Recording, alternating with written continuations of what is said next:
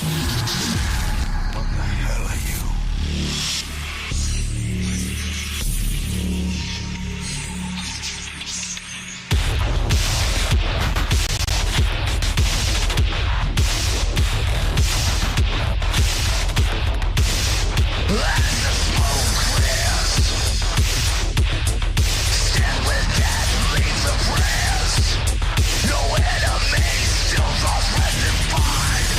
Suffering now, defeat of my silence.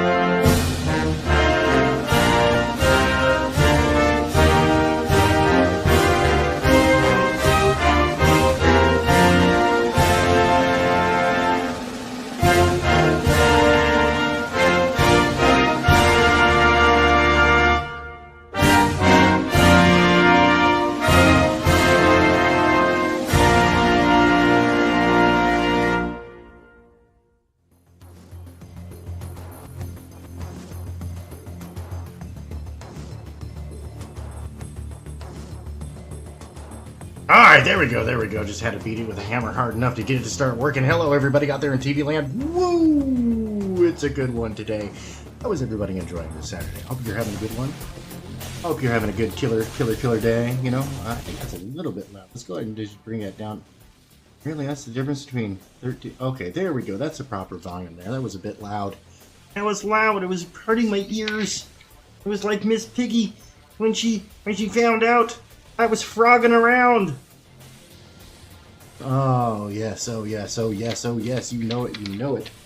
Ain't got nobody around, but that's okay. I can go ahead and babble off into the ether, into the nothingness.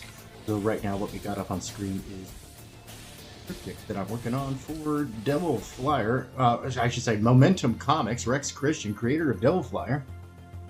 There's all links for him down in the description below. Go check out Devil Flyer on Fund My Comic. Another great one that is it's ending soon over on IndieGoGo is EDGEPUNK. Let's go ahead and check out some beautiful bean footage on that really quick. Check out this short little ditty whipped up by Vasilis Lolos. I hope I'm saying that right. If not, then I hope I have offended somebody. No, I'm just kidding, everybody. I'm just your friendly neighborhood force multiplier.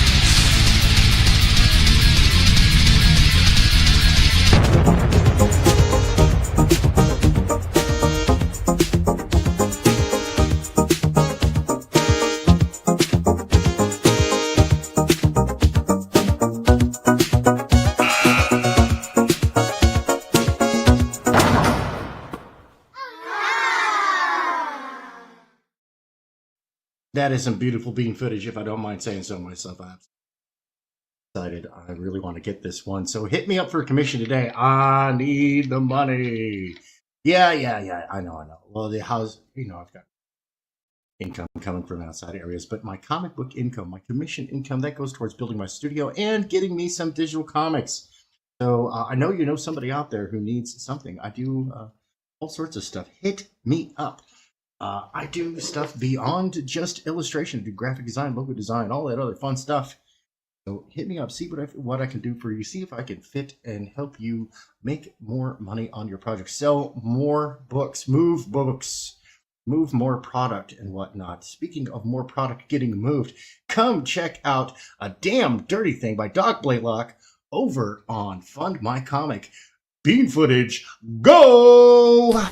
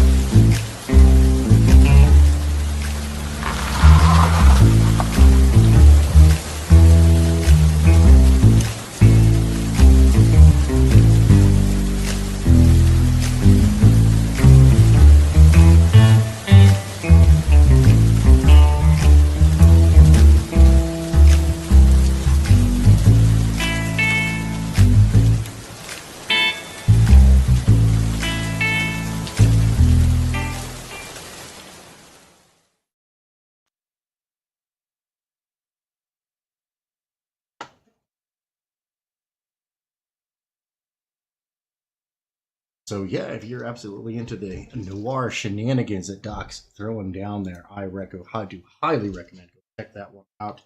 Doc Blaylock's a good storyteller, man, and that's what we love. We love good stories. We love good storytelling, whether it's high impact, slow and low, creepy and sneaky, and all that other stuff. And of course, up in the have our waifu of the day. There's a new sheriff in town. It's the woman in black.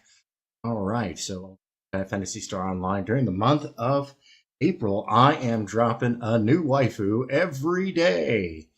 This is our 5th waifu of the month. 2 others before, and at the end of the month, I'll go ahead and go through all the various characters that we have. Yesterday was the blue hair, blue tie, hiding in your Wi-Fi, Hatsune Miku, which I angered Risey Lee with, beautifully angered him in the best way possible. Because he goes, "Hey, she's 16, you pizza." Yeah. And I was like, nope, that was in 2020. According to my records, she's going to be turning 21 this year. We're going out bar hopping later this year on her birthday. And that was hilarious. Bit of kayfabe there between Rising and I. We've been a long time. Whether you like him or not, I don't care. He's in and around. In and around. Don't forget to back Risey's book, Dingo Man versus the Orangutan Lord, where Risey's got to get down to Bendigo to go get the green cube. But unfortunately, the Orange Tyrant and his army of koala ninjas have the keys to the Ute. Will the Dingo Man prevail and get his green cube? Go check it out. Back Risey's book. It's coming in and around to a crowdfunder near you. Yeah. I may need you a little bit. Probably not right in the head. I'm going to get started here shortly. First, I'm going to go ahead and drop the link because this is the digital bullpen. You got to come up. You want to come up and talk about something you're working on. You want to come up and get some work done. You have a channel that talk about, or if you just want to come up and keep me some company while I get work done, it's always appreciated. Make sure you like, share, and hit that bell. So, or thumbs down and share and hit that bell. So that way you never miss an opportunity to throw praise at me or tell me what trash I am. I just like the attention. Pardon me. I'm still recovering a little bit from some soap poisoning. Okay. Little under the weather. Here in 2 hours, I will be switching the stream over to silent mode. Hold on real quick. I just got to do a quick. Okay, good. All right, a little bit of echo right there, but that was okay. I just wanted to make sure that my audio was coming through appropriately and that everything was going good. All right, so I'm going to say jump up and get down, and then go ahead and paste that link to the StreamYard. Boop. Hit that boop. Ooh. And then we're going to go ahead and grab that, pin that message to the top, so that way anytime, anywhere, anyone, people can come on by and come hang out. Just remember, mind your P's and Q's. No ad hominem. No attacking the arguer. Attack the argument. We try to keep it, I wouldn't say professional, but we try to keep it at least somewhat civil around here, right? We don't go after the people. We go after product. We are going to go after anything at all. Which reminds me, this is my daily reminder to Eric July to fire his editorial staff or whip their butts into gear and get his butt off the production line, because Perverse could actually be something if it had proper editorial oversight. Yeah, that's all I got to say on that. Because I really hate to see good talent go to waste. It's absolutely a shame. It's absolutely a shame what's going on over there. Business is not good business. All right. Let's see what we got going on over here. Going to smash buttons, beat my face against the keyboard until I can get a proper product. All right. It is warmed up, so I don't need my hoodie anymore. Soon enough, we'll have even more things coming to you here in about 2 weeks or so. Physical studio will be up and running to a point where I can actually get some work done. Unfortunately, I'm working on getting some more lighting. Again, I say that I am open to commissions. Because any other income that does not come from my commercial artwork, that goes directly into the household because you know me. I've got 50 kids, and they all deserve things because I'm good kids. I got good kids, man. I'm a blessed dad. What can I say? And I reward their hard work, dedication. So the reason why I'm doing this kind of like in a pencil because I am going to be printing this out when I'm all done with it, and then I'm going to be, I'm going to print this out blue line, and then I'm going to ink it analog. People come at me with, you call it analog? It's traditional. Traditional. I'm like, well, a lot of traditional techniques are used in digital art. So yeah, a blender tool. I don't want a blender tool. Kneaded eraser. Why is that so big? That is a. Why is that so big? Why? Why is his head so big? Why is his head so big? Take a look at our image resolution to make sure that we are. Well, that's not right. We're not supposed to be at that low resolution. This is somehow it got set to 300 dpi. It's supposed to be at 600 dpi. Let's blow it up. That is unfortunate. Well, I hope that doesn't muddy it up too much. Here we go. Because I'm supposed to be operating. Is that so big? It's supposed to be that big. All right, so now we're getting to something a little more appropriate. I got a fine point eraser here. In case I need to do some fine point erasing. And then my pencil. Why is that? That as well. So that is odd. Okay, there we go. So what I'm doing here is I'm simulating a 0.3 millimeter pencil. It was a little muddy, right? Well, I'm not spotting in my blacks on this at all.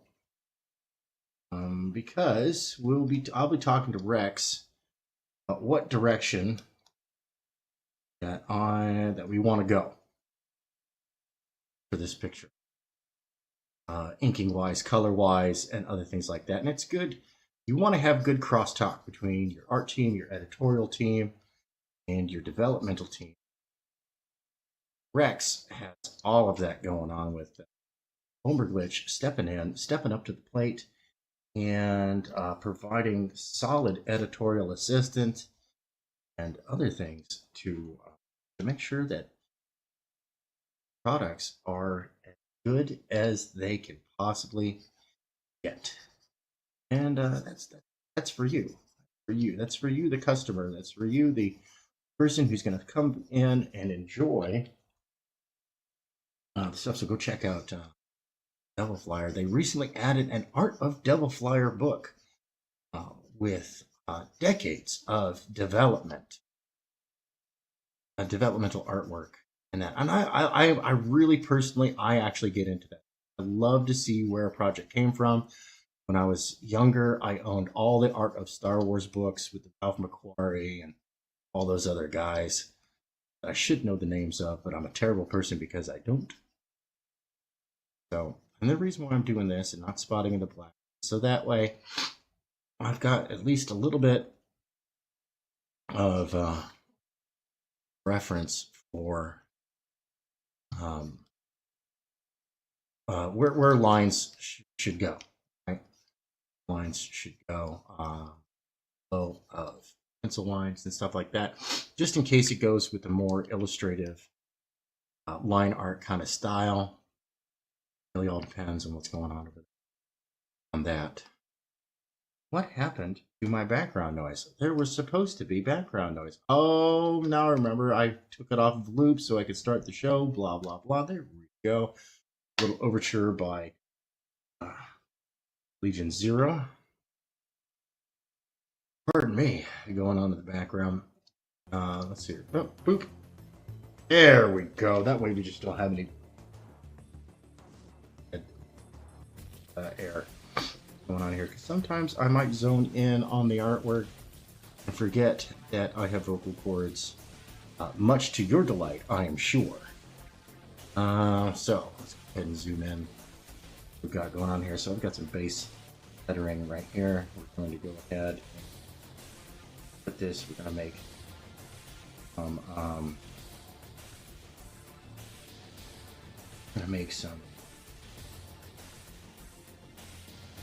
some Western style lettering, right? To have a little bit of fun with this, right? Weird, right? But I think it should actually work out.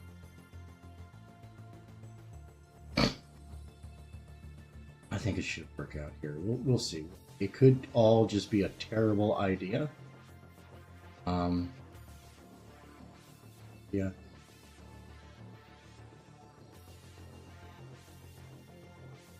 Pardon me. Oh my goodness.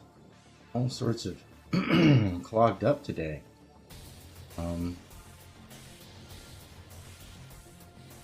Clogged up. But, you know, it is what it is, what it is, what it is. Dot, dot, dot, dot. Damn you, right. Pizza person.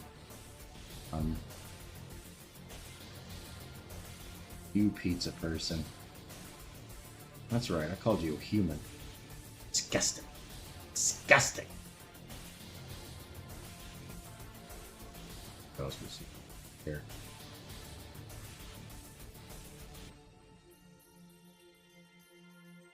Loose it in real quick.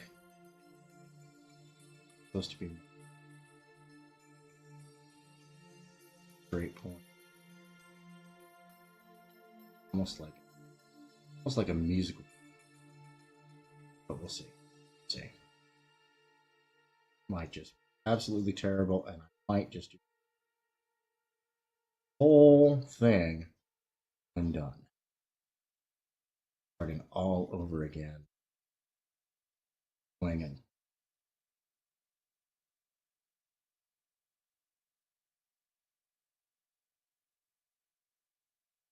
It might be garbage. It might be trash. It very well could be.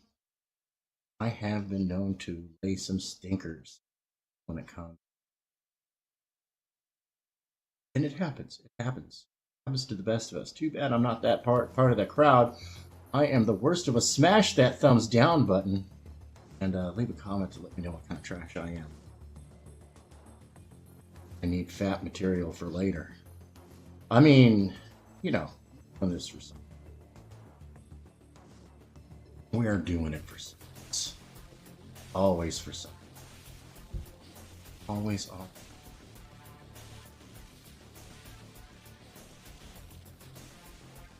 Well, here's what I'm going to be doing. I'm going to be doing a bunch of streaming, and sometimes I might even just be silent streaming. People can pop in. Hello. Auto-save.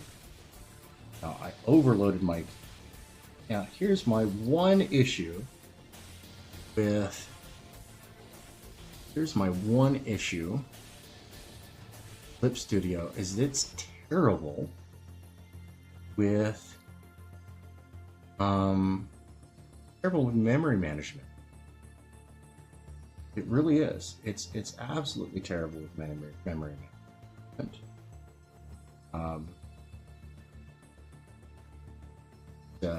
It even when you tell it, hey, here, use this as your memory cache limit, it never uses the full amount. And I know because I monitor my system. I'm not like a super nerd when it comes to computers or anything, but I know enough, right? I know enough. And last night I was still well within realm. I was using up around 30 gigs of RAM going through older artwork.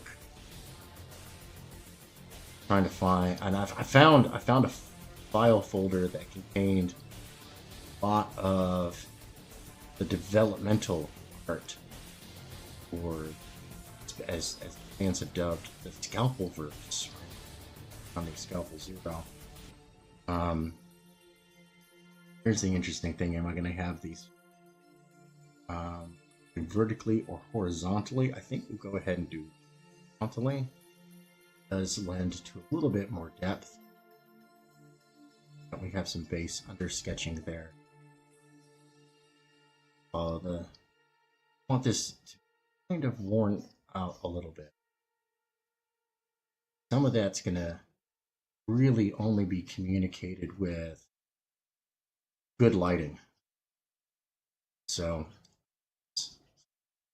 anyway, so I was going through a whole bunch of stuff, and I was got my cache set to use no more than 48 of 64 gigs of RAM. So that way I've got enough for Windows, I've got enough for waifu, you know. And I still had plenty graphics card RAM left and whatnot. Oh yes, let me go ahead and say hello. Hey Kate, Katie, how you doing? Good to see you, Katie. Thank you very much for stopping by. Make sure you hit that thumbs down button. And it crashed on me, and I lost a whole bunch of stuff. But at least I kind of remember where it was. I was really tired when I finally found it. And have this word worked out a little bit. And so, yeah, it was just kind of unfortunate. And I'm hoping that I can go ahead and find that stuff today. Position in these here. Going a little bit against the. We want it. See, I went against. Here's what I'm going to do. You know what? I'm going about this all wrong. I should be throwing in some perspective lines here, so we're going to go ahead and throw this down underneath the base sketch. No, don't do that. Don't do that. Okay, so toss that in there. No, you're not a reference. But we are going to pop that into that folder there for reference. We're going to zoom out. Before we zoom out, we are going to go ahead and remove everything on that layer, because it's poo-poo. It's poo-poo doo-doo. Poo-poo doo-doo. Caca pee-pee diarrhea. Alright, so. Thumbs down clicked. I'm just a little dyslexic with thumbs. Yeah. Hold on, let me highlight that, because that's fun.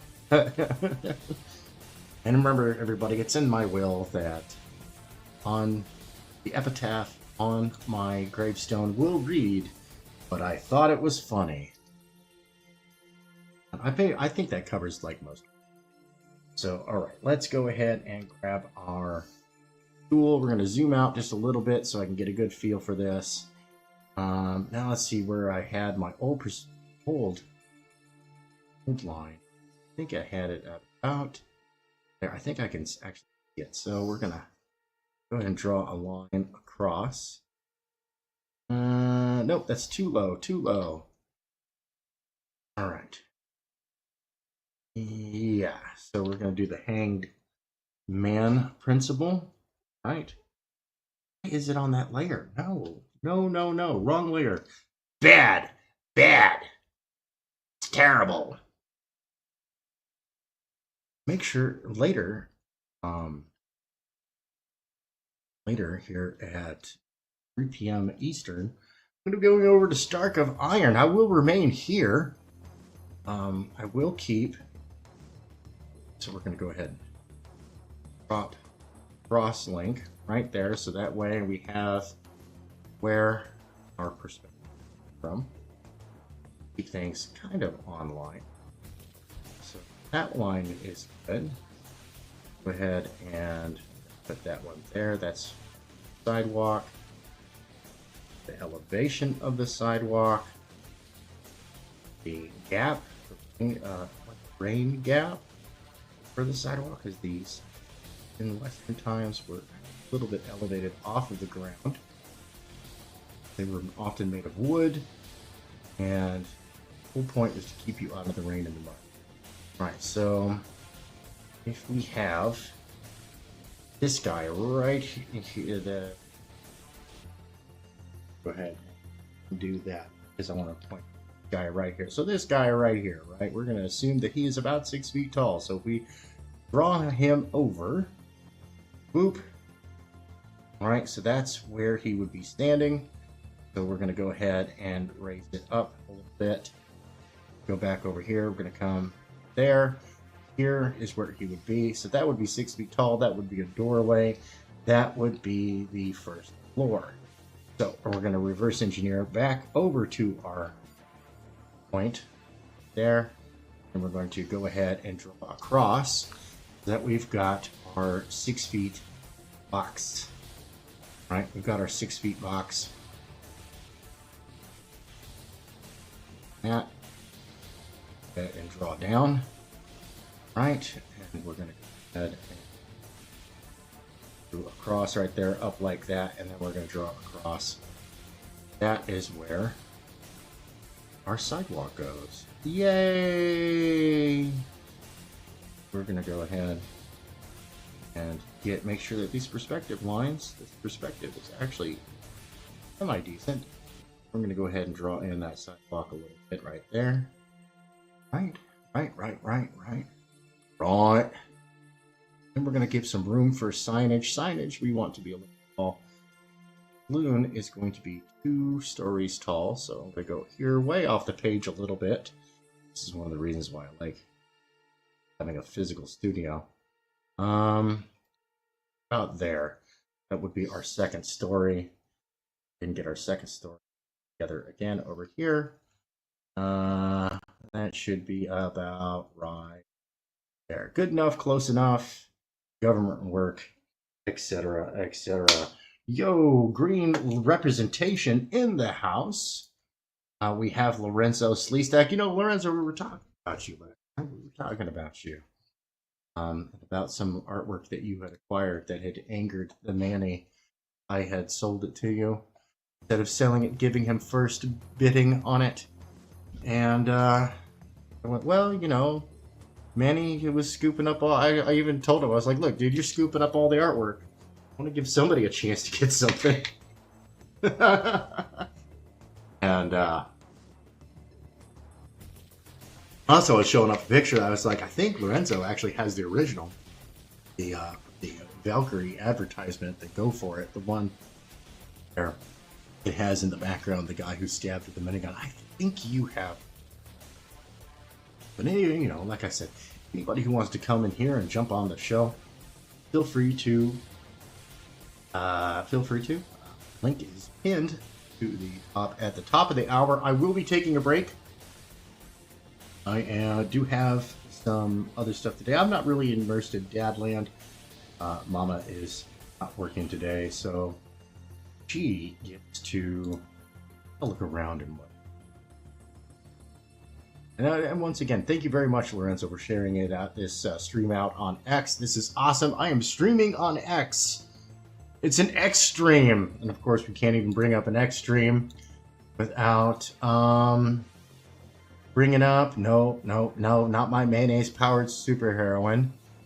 Where is that? No. Huh. Where is that? That is weird. Yeah, so like I said yesterday, StreamYard, not StreamYard, the video crashed on me. Oh my goodness. Yeah, so yeah, StreamYard crashed on me, so I lost a whole bunch of information. Luckily, no projects were lost or anything of the sort. The wonders of the autosave.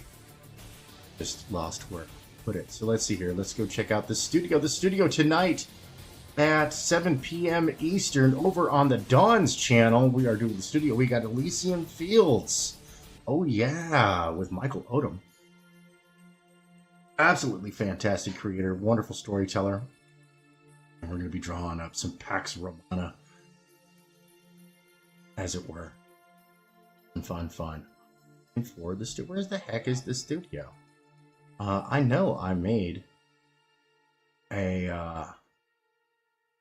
Oh, it's under date. That no wonder I didn't have it organized by date. I had it or by last time I updated. So nope.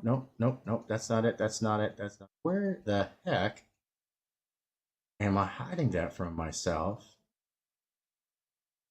No. See, now I'm looking for a folder, file folder, and I cannot seem to find it. And I have a file folder just for this show. There it is. Aha. So, we can't have an extreme, an X stream, right? A streaming on X. Can't have an X stream without an extreme character. And of course, last week on the studio, I did this Prophet while we were hanging out with the legendary Dan Panosian of Extreme Studios fame. Of course, and I integrated a little bit of Panosian. I put in some Stephen Platt, and I put in some Dan Fraga there because, those are iconically Extreme Studio alumni. A lot of fun. Hey, I miss Manny too, Lorenzo. I miss Manny too. I talked to him recently, and he's been really busy with real life and Dadland and his little muscle cars and his work of building super secret super soldiers. But Skunk Girl will be making a return, and that is really exciting. I am stoked. Issue number 1 was fun. It had a good story to it. Had a good ending to it. Thank you, Lorenzo. I appreciate that. It had a good story, and it left us on a cliffhanger. Right? Was that the end of Skunk Girl? The unbreathable one. The villainess with the mostness. I don't know, that sounds a little dirty right there. The heroes brought down the villainess Skunk Girl, and last time we saw her, she was in prison, plotting her future. So I'm a little I as I project and also am a fan of it. That's how I started with Neon Revenant. I started off as a fan of Neon Revenant, and I actually became. Now I'm the lead interior artist on that. We've got an amazing assortment of artists working on this project for that. Drawn out. Now see, that seems a little bit wide. Right, so I think I didn't draw this in enough for this the other side. I think that's what I did there. So yeah, and the Neon Revenant, that one's going to be absolutely amazing. And I'll show you guys real quick. This beautiful logo, beautiful title for Neon Revenant by the late great Devious. Check.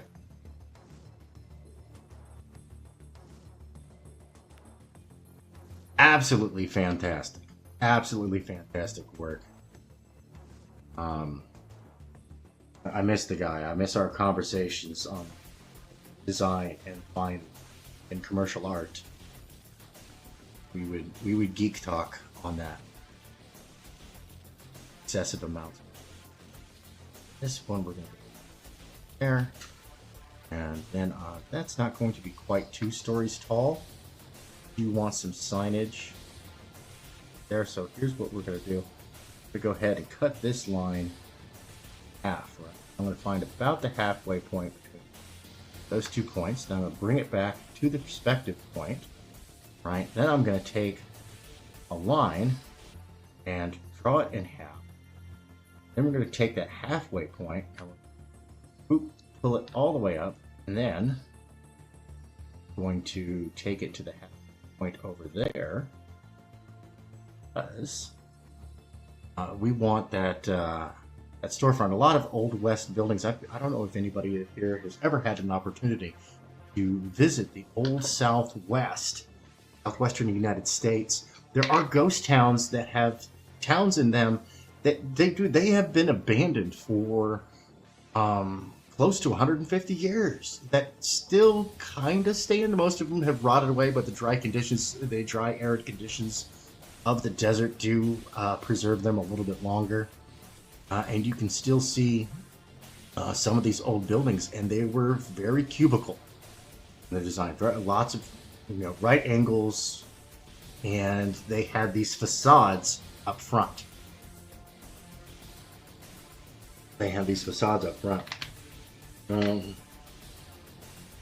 Let's see here. Lorenzo has a question. He says, "Didn't you give Manny a lot of feedback on the comic page, about page design?" I did help Manny with that. I wouldn't say a lot. I really wasn't keeping track, but I did help him from time to time with layouts, iFlow, panel composition, and whatnot. But Manny didn't need a whole lot of help. He really did a great job. Fine artist who, legit, like he did, like gorgeous ink wash and photorealistic pinups. That was his thing, and I'm branching out into comic books. Speaking of fine artists, legitimate fine artists branching out into comics, let's check out this trailer for A Damn Dirty Thing.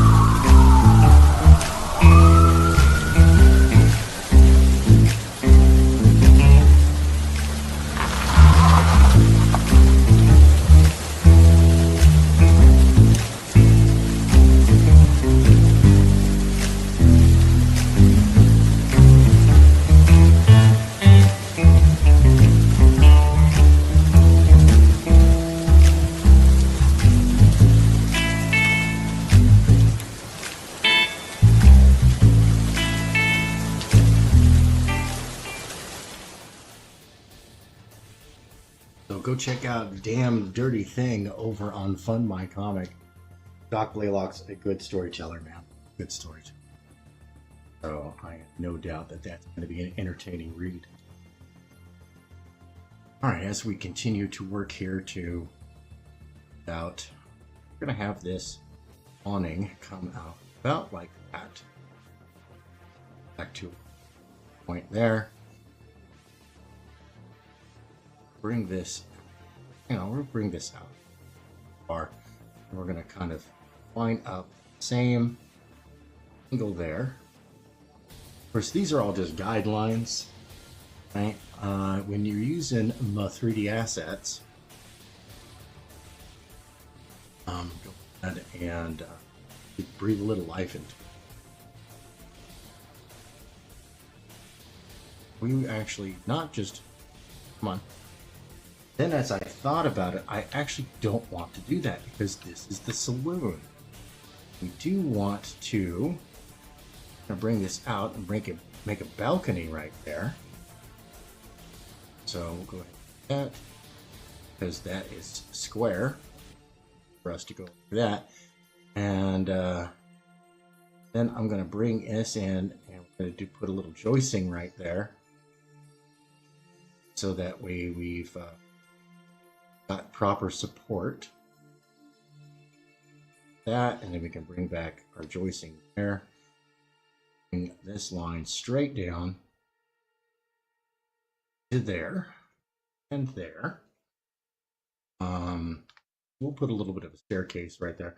The background is going to be light lines, right? So it's going to be brighter over here on the right-hand side and then darker here on the left-hand side, because we do have our sun source right here.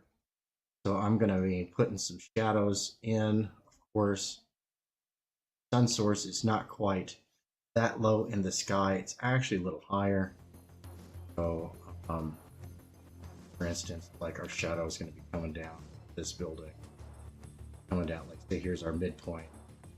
Coming down to about there and whatnot. So it's going to come across, halfway across into the street. So these guys right here are actually going to be a little bit more in shadow. I got to fix some of the lighting on that, guys. A little inconsistent. Oy vey, oy vey, oy vey. Oh, stretching.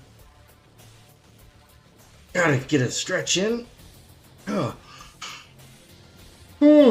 I have a long haul today because, like I said, here in an hour 15 minutes, I'm going to be heading over to Stark of Iron for the members only stream. Worth the membership. Absolutely hilarious. Great entertainment. Worth every last penny for a membership over on Stark of Iron. He really does deliver. Exclusive sneak peeks behind the scene. Entertaining shows that are just for the members. Chance for Q&A, come up on the panel, and all the other fun stuff. They're not normally do open panel stuff, so we're going to go ahead and put a little bit of an awning coming down, because I did want an awning coming down. Saloon. We'll line up that perspective line there, and then we'll have this corner right there. And I did think of just building some 3D assets in Blender. Yeah, but I changed my mind. Okay, so we're going to have a little bit of railing here.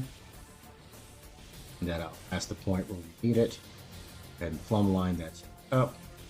And we'll do a square line back across. There, square line back across. And I'll put in a little bit of wrought iron, maybe some filigree built into it. The saloon will be the nicest building in town. Because honestly, outside of the bank, it's the building that actually makes the most money. Third most complicated would be the sheriff's office, paying very plain Jane. We're gonna go thing. Good, and boop, extend that line all the way out. It's going to be our sheriff's office right here. And throw in a door frame. We'll put the door off center. Send it up. We were talking about our 6-foot marker. Winged man perspective. So boop. And draw that across. I'm going to draw it all the way across because we're going to kind of use it as a reference for windows. Now that door frame right there. Then go ahead and put in window right there. Grab our perspective point in. I am working on talking my way through this. Now I don't want that window to sit entirely at the right. I make it a little bit of a higher window. We'll make it a smaller window. So that way it's a little bit off. We're gonna not put it really close to the wall. You want distance between the wall and that. And so yeah, all right, we're coming together, and we're starting to get there. I'm starting to build a little bit of a town here. I almost want to put one more building in the background, just kind of give it a little bit more depth, not like it's entirely on the edge of town. But so I'm going to go ahead and put another building back here. And let's see here. How am I going to do that? How am I going to do? Let's see here. Oh, it seems to be almost like at a halfway in that. So how am I going to communicate that building there? Well, I don't think we're going to see the back of that building. Here's also what I'm going to do. I'm going to go ahead and zoom out. This is one of the things I like working in a physical studio over a digital studio, is that I can set up my area and then, you know, I tack my board and make reference markings on my drawing surface to know exactly where my paper is. And then I can put vanishing points off screen and just make sure that everything is always consistently like this. We're going to fudge it in, right? So we're going to fudge it in. I'm going to say it's about right there. Our additional outer perspective.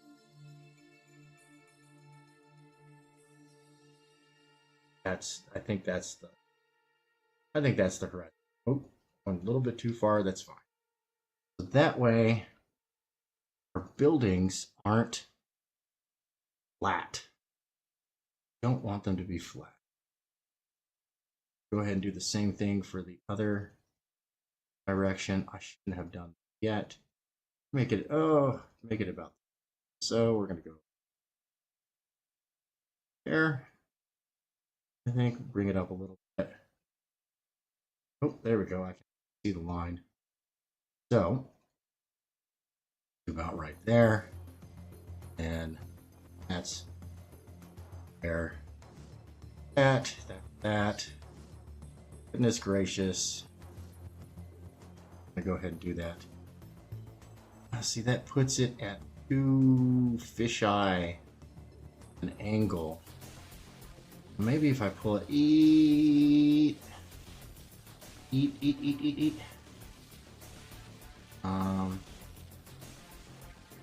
Put it at like there. Then no longer square. So all the way out there at that 50, almost at 60. You know what? We're just gonna go put it at 60. Come on, let's go. There we go. Put it at 60. It is really far out. That's fine. Could be almost nothing. So we're gonna grab this again. Put it at our horizon line. Put it at 60. Got some consistency there. Oop. A little bit off. It's close enough. Close enough. And close enough is good enough for that. I should have done this the other direction. Man, I am all sorts of fouling it up today. That's what I am doing. Okay. You know what? We're just going to fudge it in. We're going to fudge it in. What is the channel called? Well, hold on one second. Let me go grab a link. I was going to pin that there later, so let me just go grab a link really quick. I think it's let me see here. Hold on one second. I just got to get my membership expires in 3 days. Yes. Yeah. It's $3. $3 to for membership. Absolutely fantastic. So it's super cheap. Go support Stark of Iron. He does karaoke in several different voices. Fantastic voice actor. He does good stuff. He does really good stuff. Do highly recommend. We are going to paste. Join Dark of Aaron for only $3. Tree Fitty. You don't give no Loch Ness Monster no Tree Fitty. But Stark of Iron will do it for 50 cents less. There we go. And there's a link to the show. You can go ahead and check that out. Absolutely fun membership. He does members only streams, and dude, they are hilarious. They are fun. They are fun. They are fun. You can go spend that money at the movie theater and go piss it away on some half-assed concoction shit out by Hollywood, or you can go spend $3 on good old Tony there, and you can have him caroon you to sleep late at night sometimes. He's like I said, he does wonderful things, and he's also bringing back a project that I am very proud to be a part of. It's called Tad Talks. It's bringing back Space Ghost Coast to Coast. Right, it's fan art in motion, is what it is, folks. Fan art in motion. Absolutely fantastic. He goes live in 67 minutes over there. And of course, you know, the standard little things of stickers and other fun thing, and little emotes and other fun things I'll put in the chat. I think the real production value that he offers is that he really brings like a good show. It's entertaining. It's a nice late night show. Does a lot of funny things. Good production value. He's got a lot of tech going on behind the scenes to bring the best possible show for you guys. And then he brought me on to be Zorak and Moltar. Yo, it's Hex the Allen. How are you doing? Quantum Age Comics, another great channel out there. You guys got to go make sure you subscribe and whatnot. You got a wrench. You know what to do, baby. I'm just sitting around, kind of smoking and joking, as it were. I'm working on this midnight piece for Momentum Comics for Rex Christian, creator of Devil Flyer and whatnot. This is called One Left to Tell the Tale. Midnight story. And you know, that's me, man. If I had a hallmark as an artist, I don't just draw a picture. There's always a story. Like this one. Those shell casings aren't from him. He's shooting somebody so hard, he's blasted the shell casings right out of them. It's absolutely fantastic.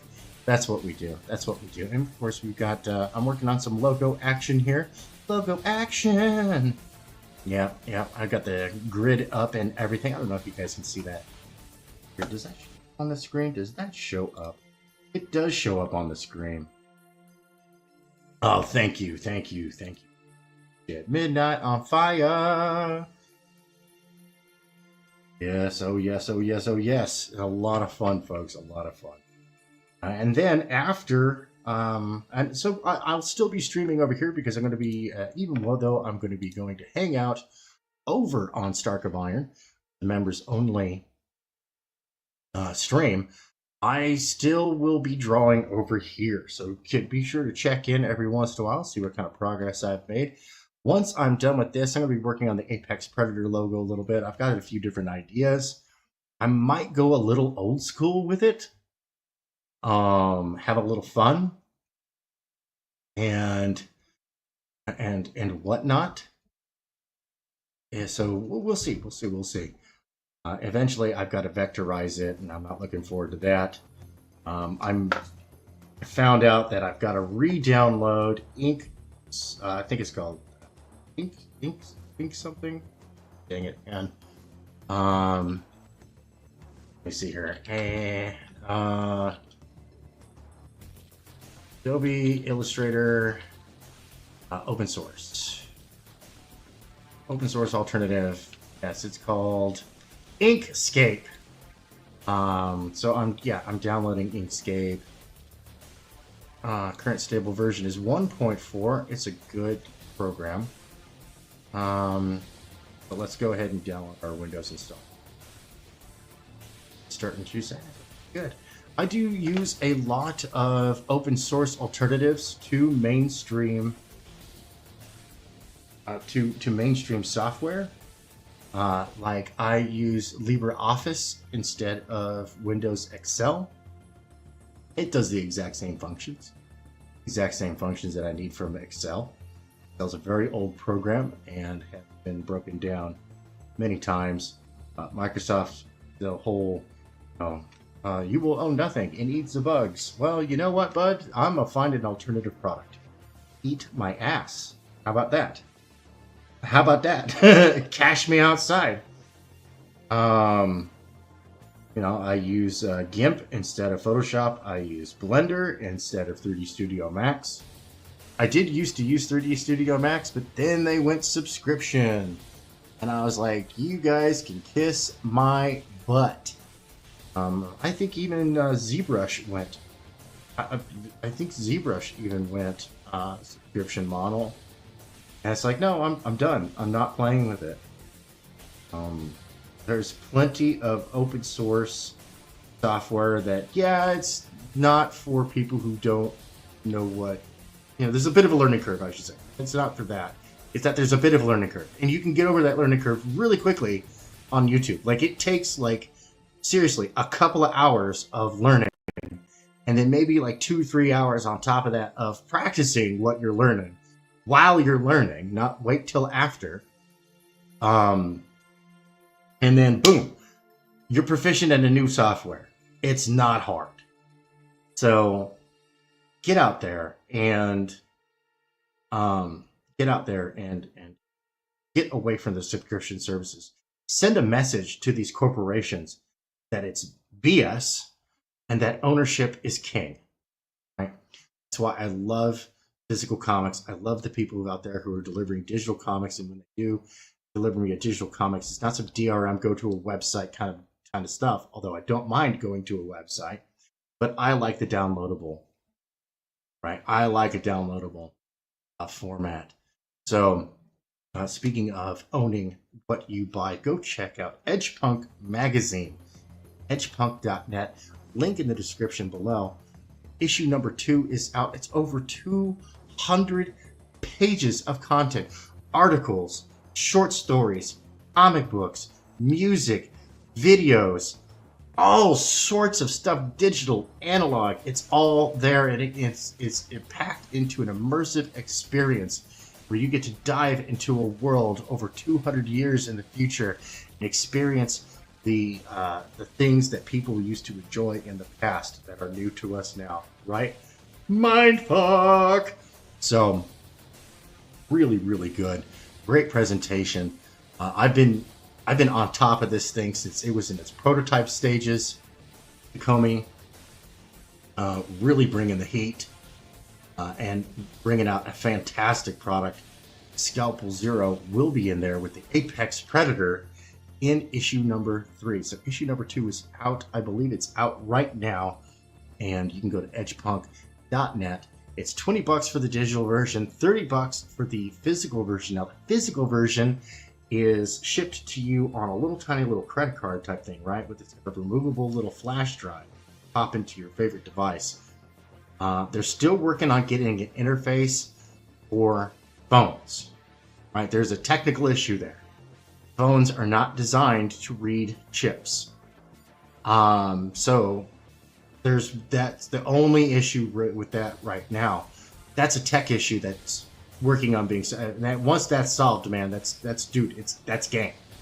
But absolutely fantastic, fully interactive. Like, you're clicking on, you see an ad, you click on that ad, boom, it takes you directly to the website. Absolutely fantastic, and you can enjoy it offline. You don't have to be online to enjoy it. It is it is bringing back the phrase "cyberpunk as fuck." It really, really is. The name of the comic, which one? The Apex Predator, or was it the Scalpel Zero, or EDGEPUNK Magazine, which has a description that's in the description down below. Ooh, I still got him. So let's see here. Remember Multiplan? It was Microsoft's predecessor to Excel from the early to mid 80s and ran on the Macintosh, but it might have been ported to Windows.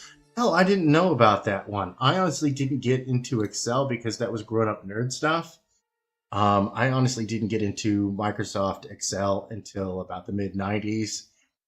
Honestly, didn't use it in earnest until I was in the Army. And they're like, you got the sergeant coming over to you, the NCO, non-commissioned officer, comes over to you and goes, "Yo, you know how to use Excel? Yeah, cool. You use PowerPoint?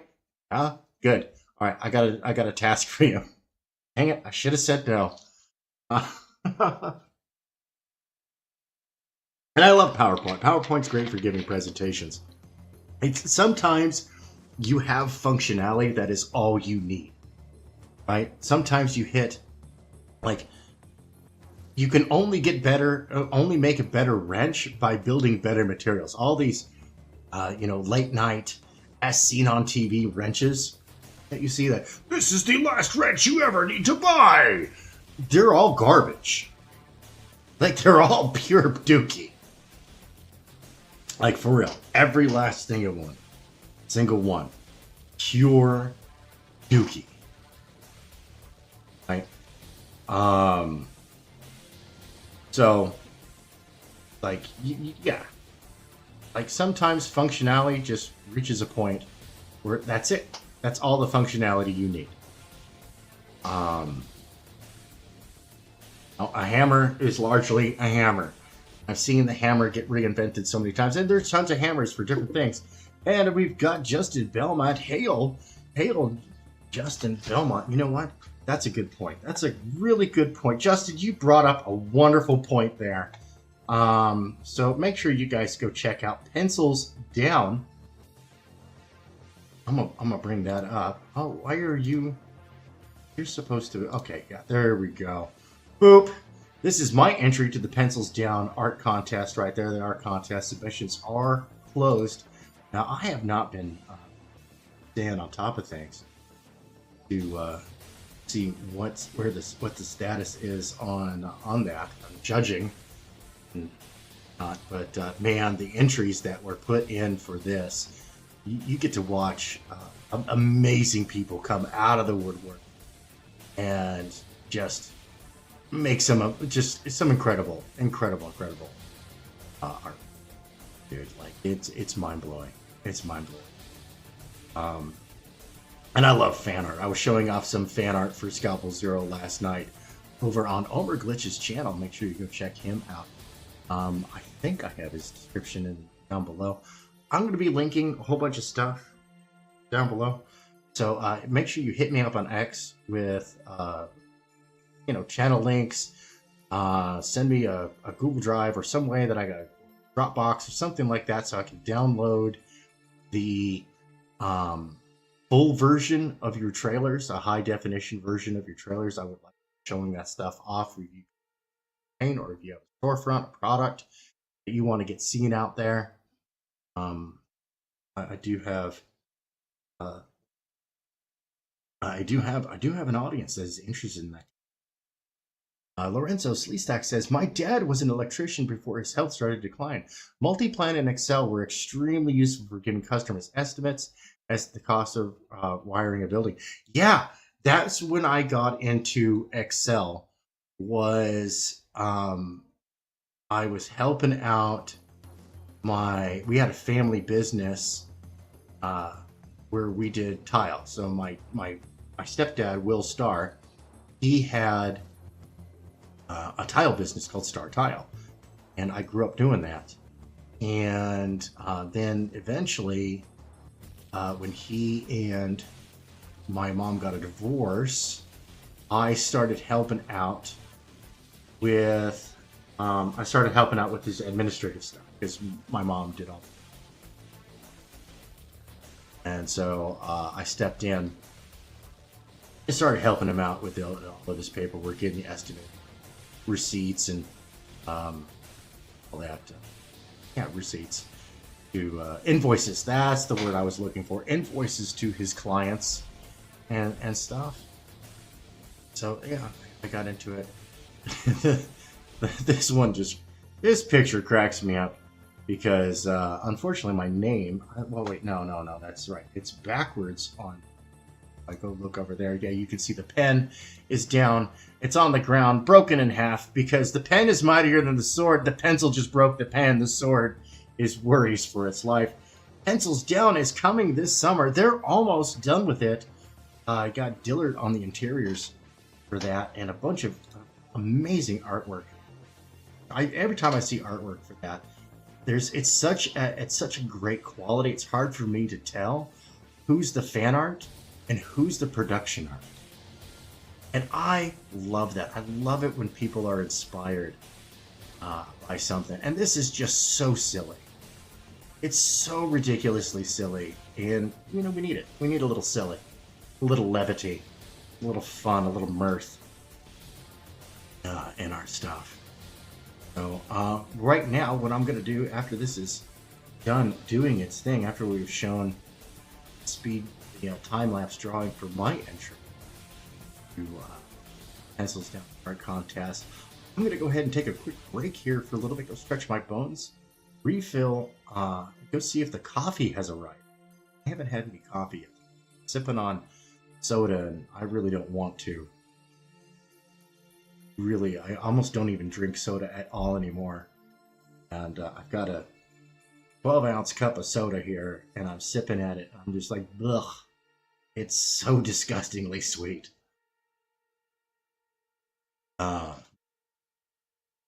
Not having it. Not having it at all. Let's see here. And Justin, you got a link to Pencils Down. So if you got a storefront, if people are still able to get on this before too late, or if it is already too late, then we can point and laugh. But if it's not too late, please drop a link into the chat where people can get their hands on this or anything else you have now. I heard rumor that we're getting a sequel to Smokes the Fox and Weaponized Werewolf, and if that is the case, I am super excited. I thoroughly enjoyed that one. I loved the oh, there we go, everybody. Make sure you grab that link, go share that out. Make sure you share that out. Get the word out, because this is absolutely fantastic. We promote good storytelling around. And Belmont, Justin, he's proven himself. He's proven himself. This guy knows what he's doing. He's bringing quality stories and stuff, and I can't. Honestly, I am really looking forward to Folks and Weaponized Werewolf #2. I really love the characterization, the character development. Tell that Mike Berry, nothing but. So, absolutely. But yeah, this is my little rendition here of Dixon Sharp, the titular main character for Pencils Down. So silly. I love Elliot Rodriguez's art on that. You should just check out Elliot Rodriguez. He just dropped a Cyberfrog today, and then I was like, dang, man. Just leveling up like crazy. Bringing it. Just gorgeous Cyberfrog that he. Absolutely fantastic. That brings me to another absolutely website here. I'm going to bring it up. I'm dropping it in the chat right here. Amphibionics.com. Let's see here. Okay, we're going to copy the link. We're going to try and bring it over here. We're going to drop it in the chat. This is the Amphibionics.com. Definitely go check this out. This is the codex for all things Cyberfrog. Great site. Lots of fun. Tons of information. Really gets me into it. I only read the first Cyberfrog book. Artwork was A+. Story was, all right. I mean, not much happened. But as I've been paying attention to, I don't pay attention. People having upsets and fighting with each other for stuff. I'm not interested. Most of it's 90% A to B. Yeah, no, Dillard's definitely getting up there. He's absolutely. So, but as I've been paying attention, speaking of the Nix website, I've been paying attention to the fans, right? They talk about the story, and Ethan, he's talking about the story and how that's been. And then I got there was a potential reveal that Heather dies, and I'm like, oh my gosh, man, that's that's good.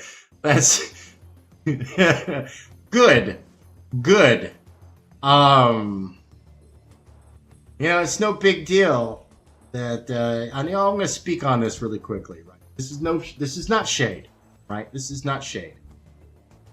You know me, guys. I speak to professionality as much as I can. This is not shame.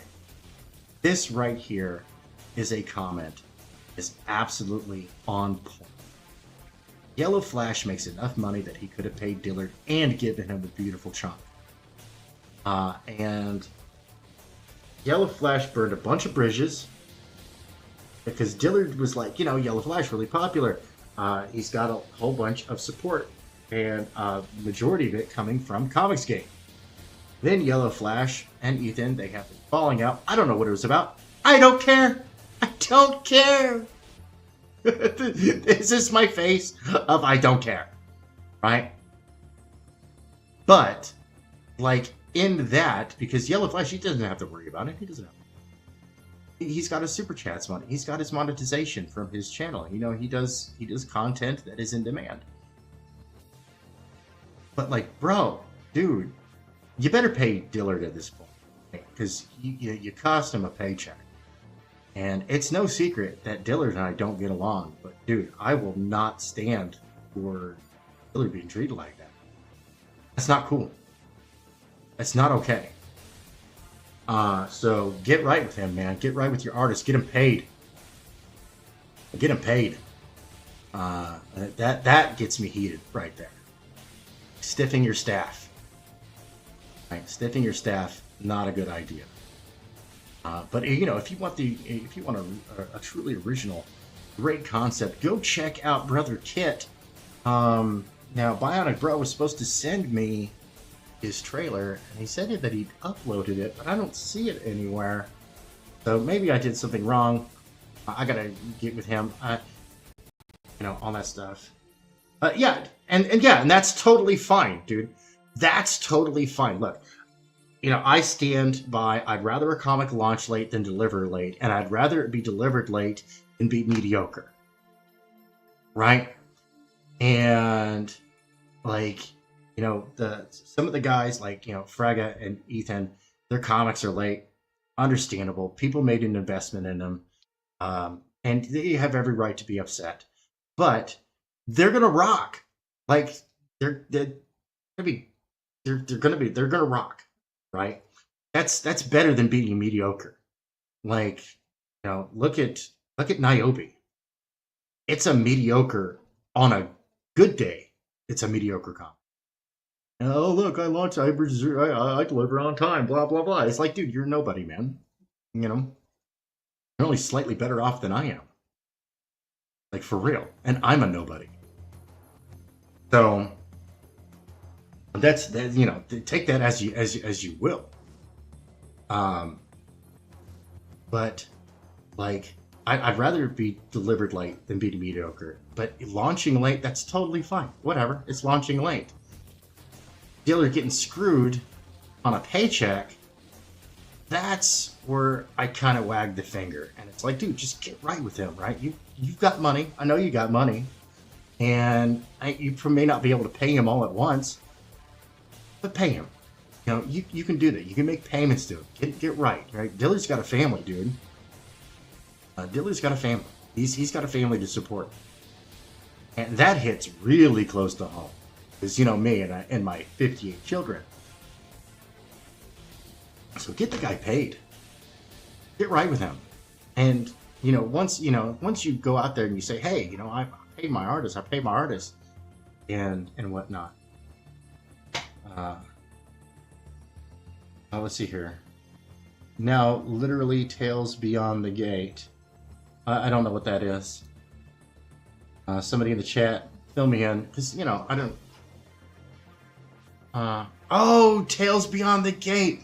Oh gosh, was it? That was like old school. That was like something that's like from the Dogstar days, isn't it?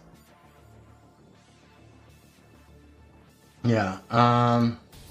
Let's see. Dillard said before that his DMs are open if anyone wonders about the Yellow Flash, and that's fine. That's fine. And he got a good deal. You know, he's got ownership of he's a partner in the IP and whatnot. But it's like, dude. But at the same time, you know, make sure that, you know, he's set up properly, that he's receiving a fair wage at least. And then Yellow Flash, all you got to do, dude, is include that amount of money in your flexible funding goal, because you know you're going to be able to put it out no matter what. But put that in your flexible funding goal so that people can see at the point where you break even. Right? At what point do you break even? Right? And then it's all fair. It's all fair and it's all done and whatnot, and it's good to go.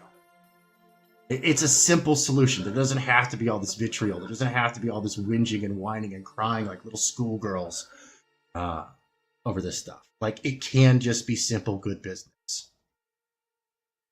Right? Don't have to act like it's goddamn junior high or some bullshit. I just turned 48 years old. I'm too, like, I would like to quote Danny Glover from Lethal Weapon. I'm too old for this shit. I got teenagers that are more well-behaved than this.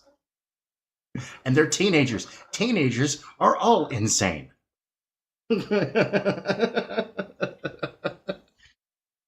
Yeah, Tales Beyond the Gate. Dude. See, that would be something really, really fun to bring back. And Lorenzo remembers that anthology. And that would be great. I would love a good anthology.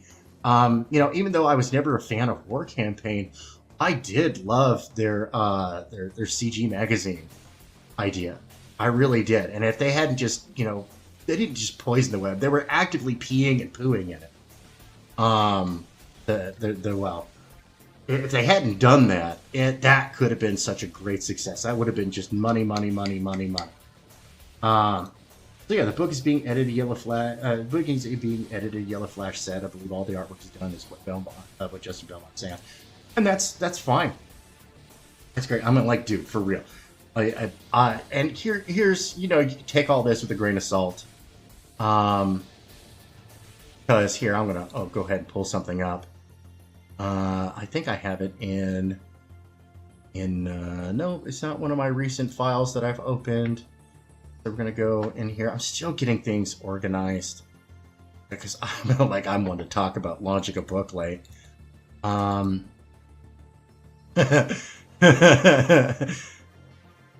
okay, come on, load. Yeah, we're loading the file. Loading.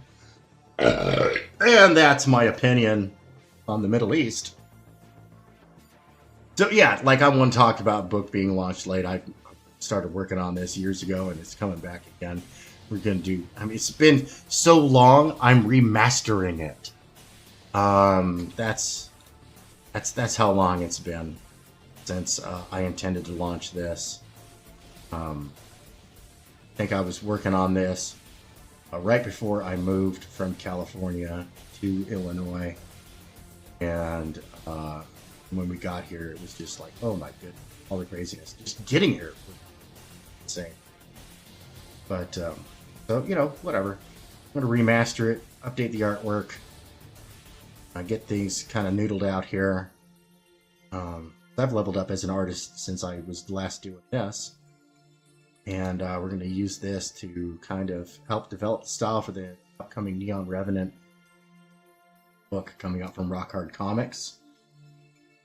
Let's see here, what else? For this, got some loose pencils and stuff, but this is the current cover in the works for that. This is the old cover, which I hate. I hate it, and of course that's old working.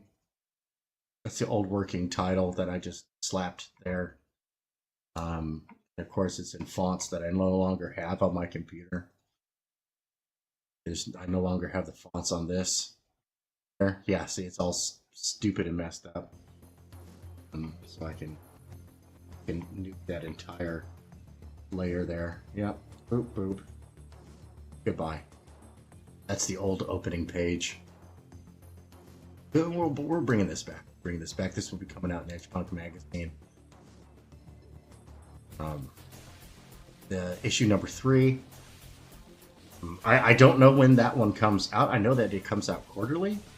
I just know that the submissions deadline is like the end of May.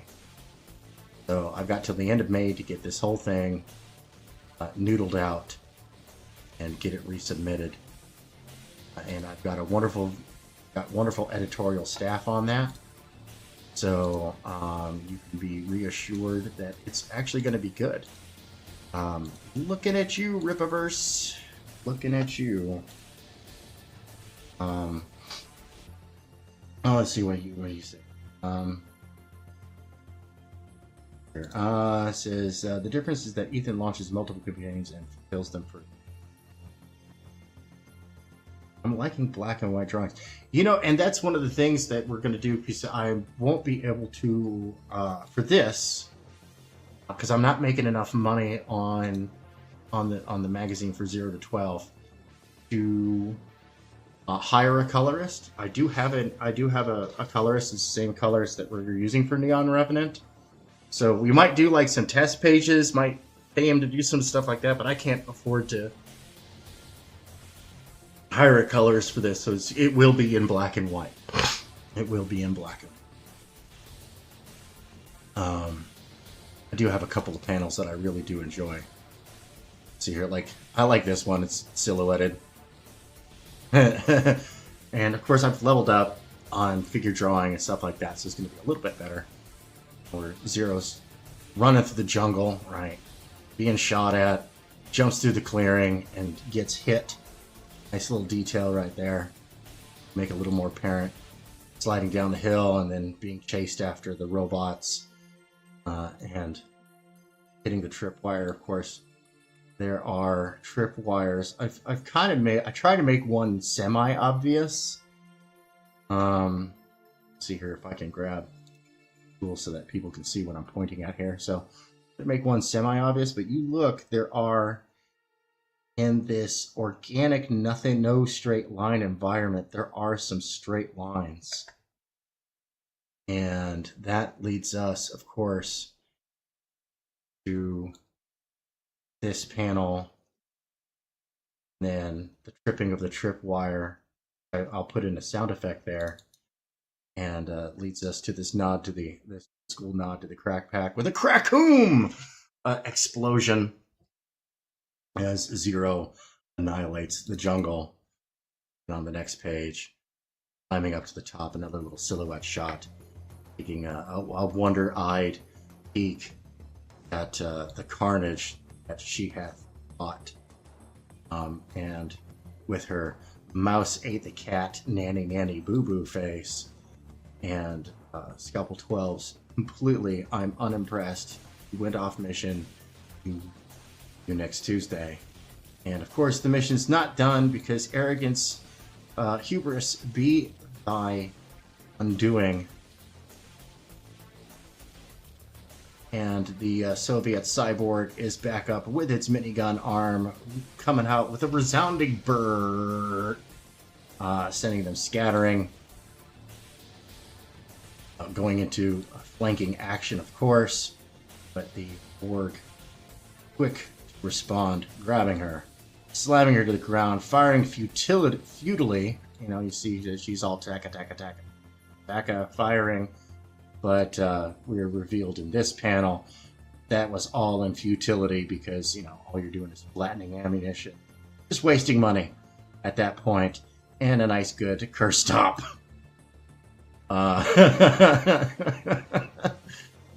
Nice good curse stomp. And so we storytelling wise, we set this thing up like, look, it survived this hideous explosion over here on the 2-page spread, and just, it's fast, it's aware, and it's brutal. It just curse stomped that. So how's Zero gonna overcome this kind of this adversary? Turns out it's super easy, barely an inconvenience. Just kidding. Or am I? Is there a bit of cleverness involved? Because you got to write to each character's intelligence, to their ability, and whatnot. No Mary Sues, no girl bosses. Well, unless they're supposed to be unlikable in that moment.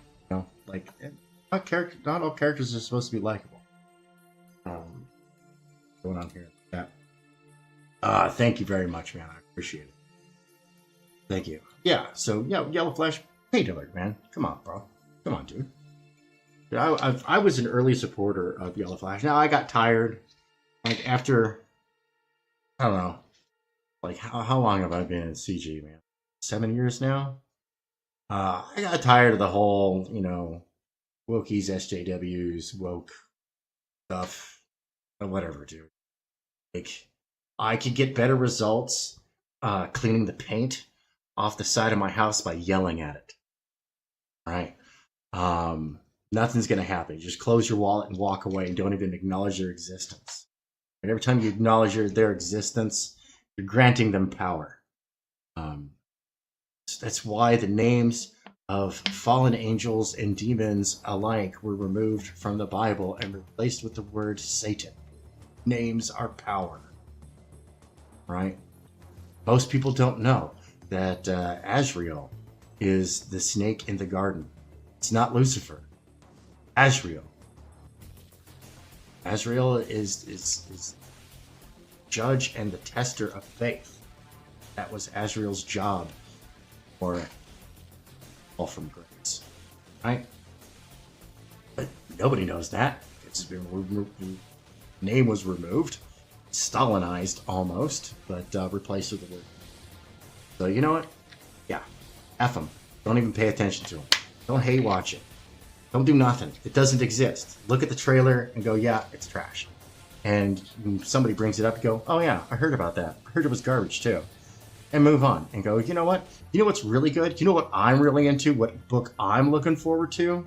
And this is a wonderful segue, so I can actually get out of here and go to the bathroom real quick. Check out this. Oh man, those poor bastards. They have no idea what's coming to them.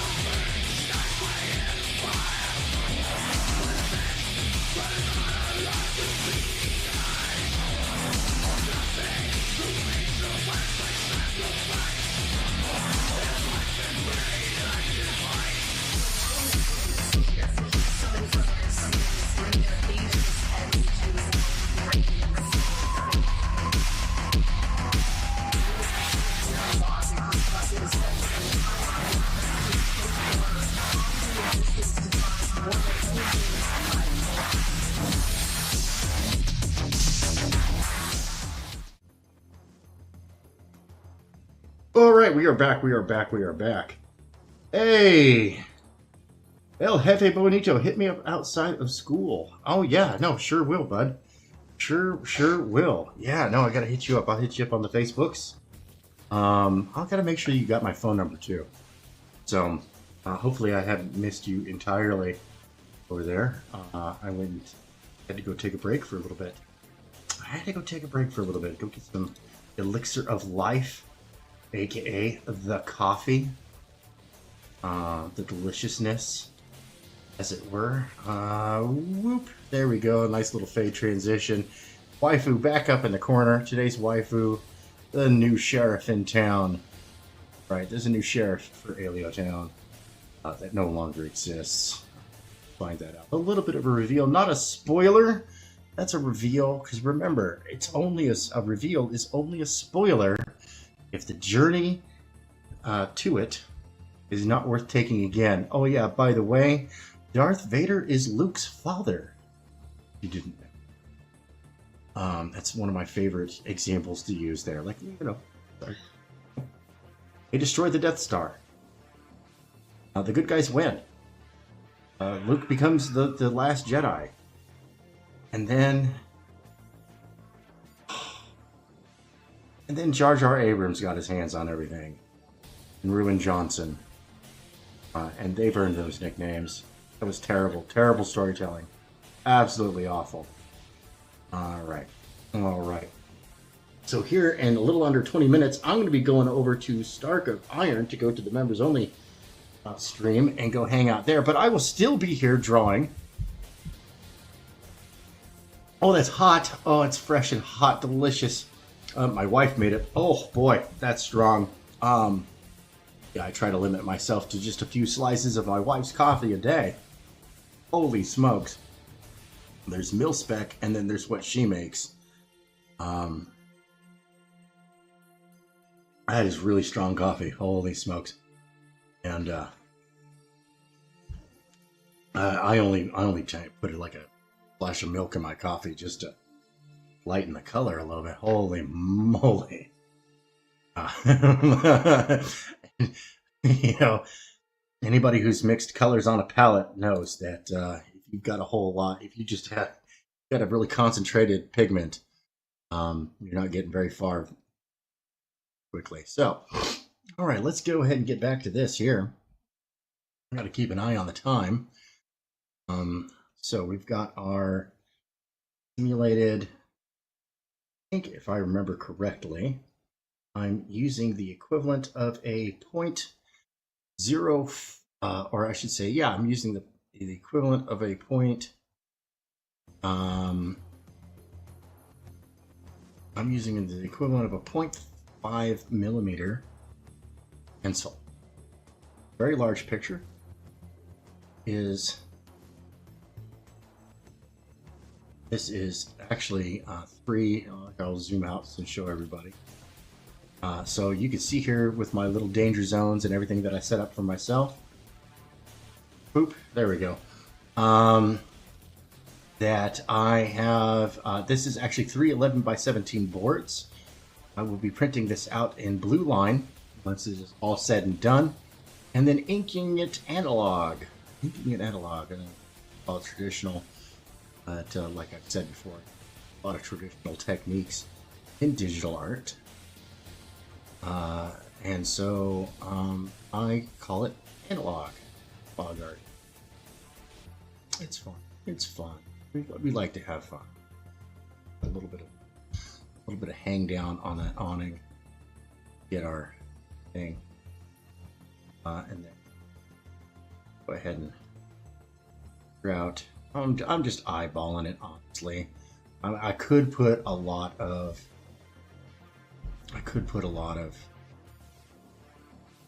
You know, very technical type of activating on this. But, you know, it's one of those things where it's not just good, it's good enough. It's good enough. It's not entirely perfect there, but that's okay. And put some often attached little bits of lead to the end awnings to help keep them down. But in this scene, we don't have any wind. We don't have any wind blowing.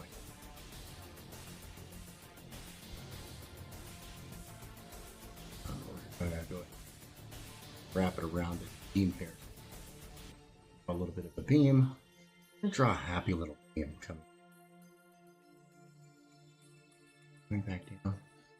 There. Happy little beam. I'm going to go ahead and harpoon it. Strap it down a little bit, wrap it around a couple details. Details do help. And put some texture lines and whatnot, just so I can keep track of where it's at when I do. We'll put a little tear in there.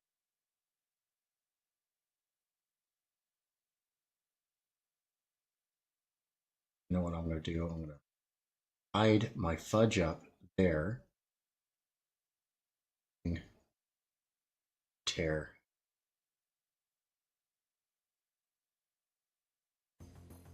Disguise my fudge up.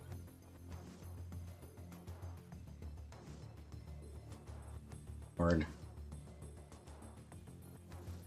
stressed, as it were.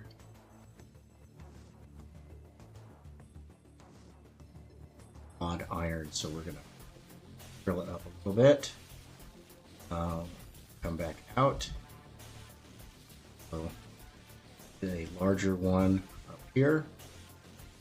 This post. And that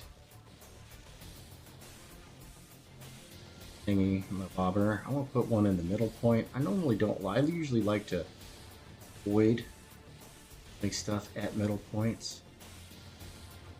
Yeah.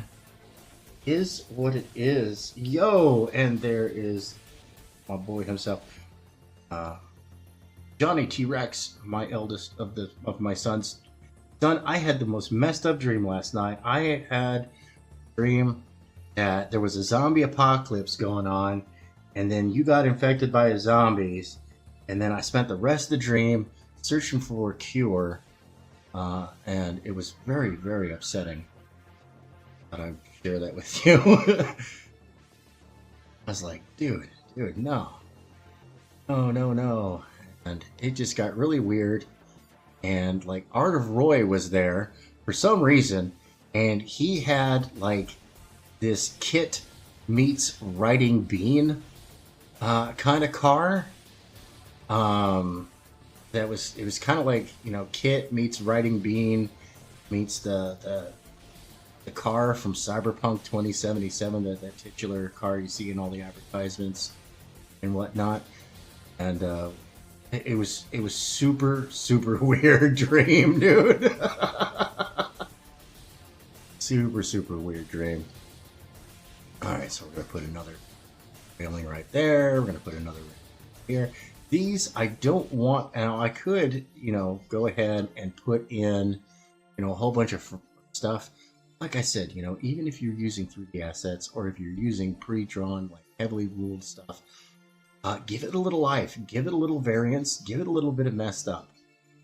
Give the environment should also be a character unto itself. It's a part of the story. It's part of the storytelling. So a little bit of wear and tear, a little bit of weathering, and whatnot. I'm not going to put the filigree on everyone, just on the main posts there. Go ahead and put the link top right there. Need to travel it on down. Not have to be. Remember, not just good. Yeah, man, what a weird dream last night. Fairly weird. All right, so.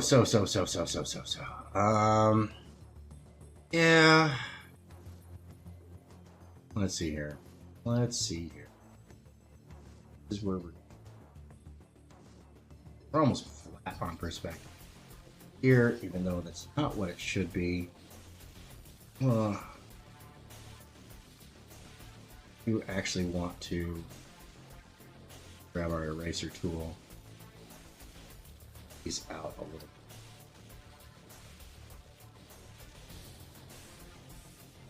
Some angle. Grittiosity. There. Out just a little bit more. And like I said, right now I'm simulating a 0.5 millimeter pencil. It's an important thing when you're working digitally, thinking how you're going to work this.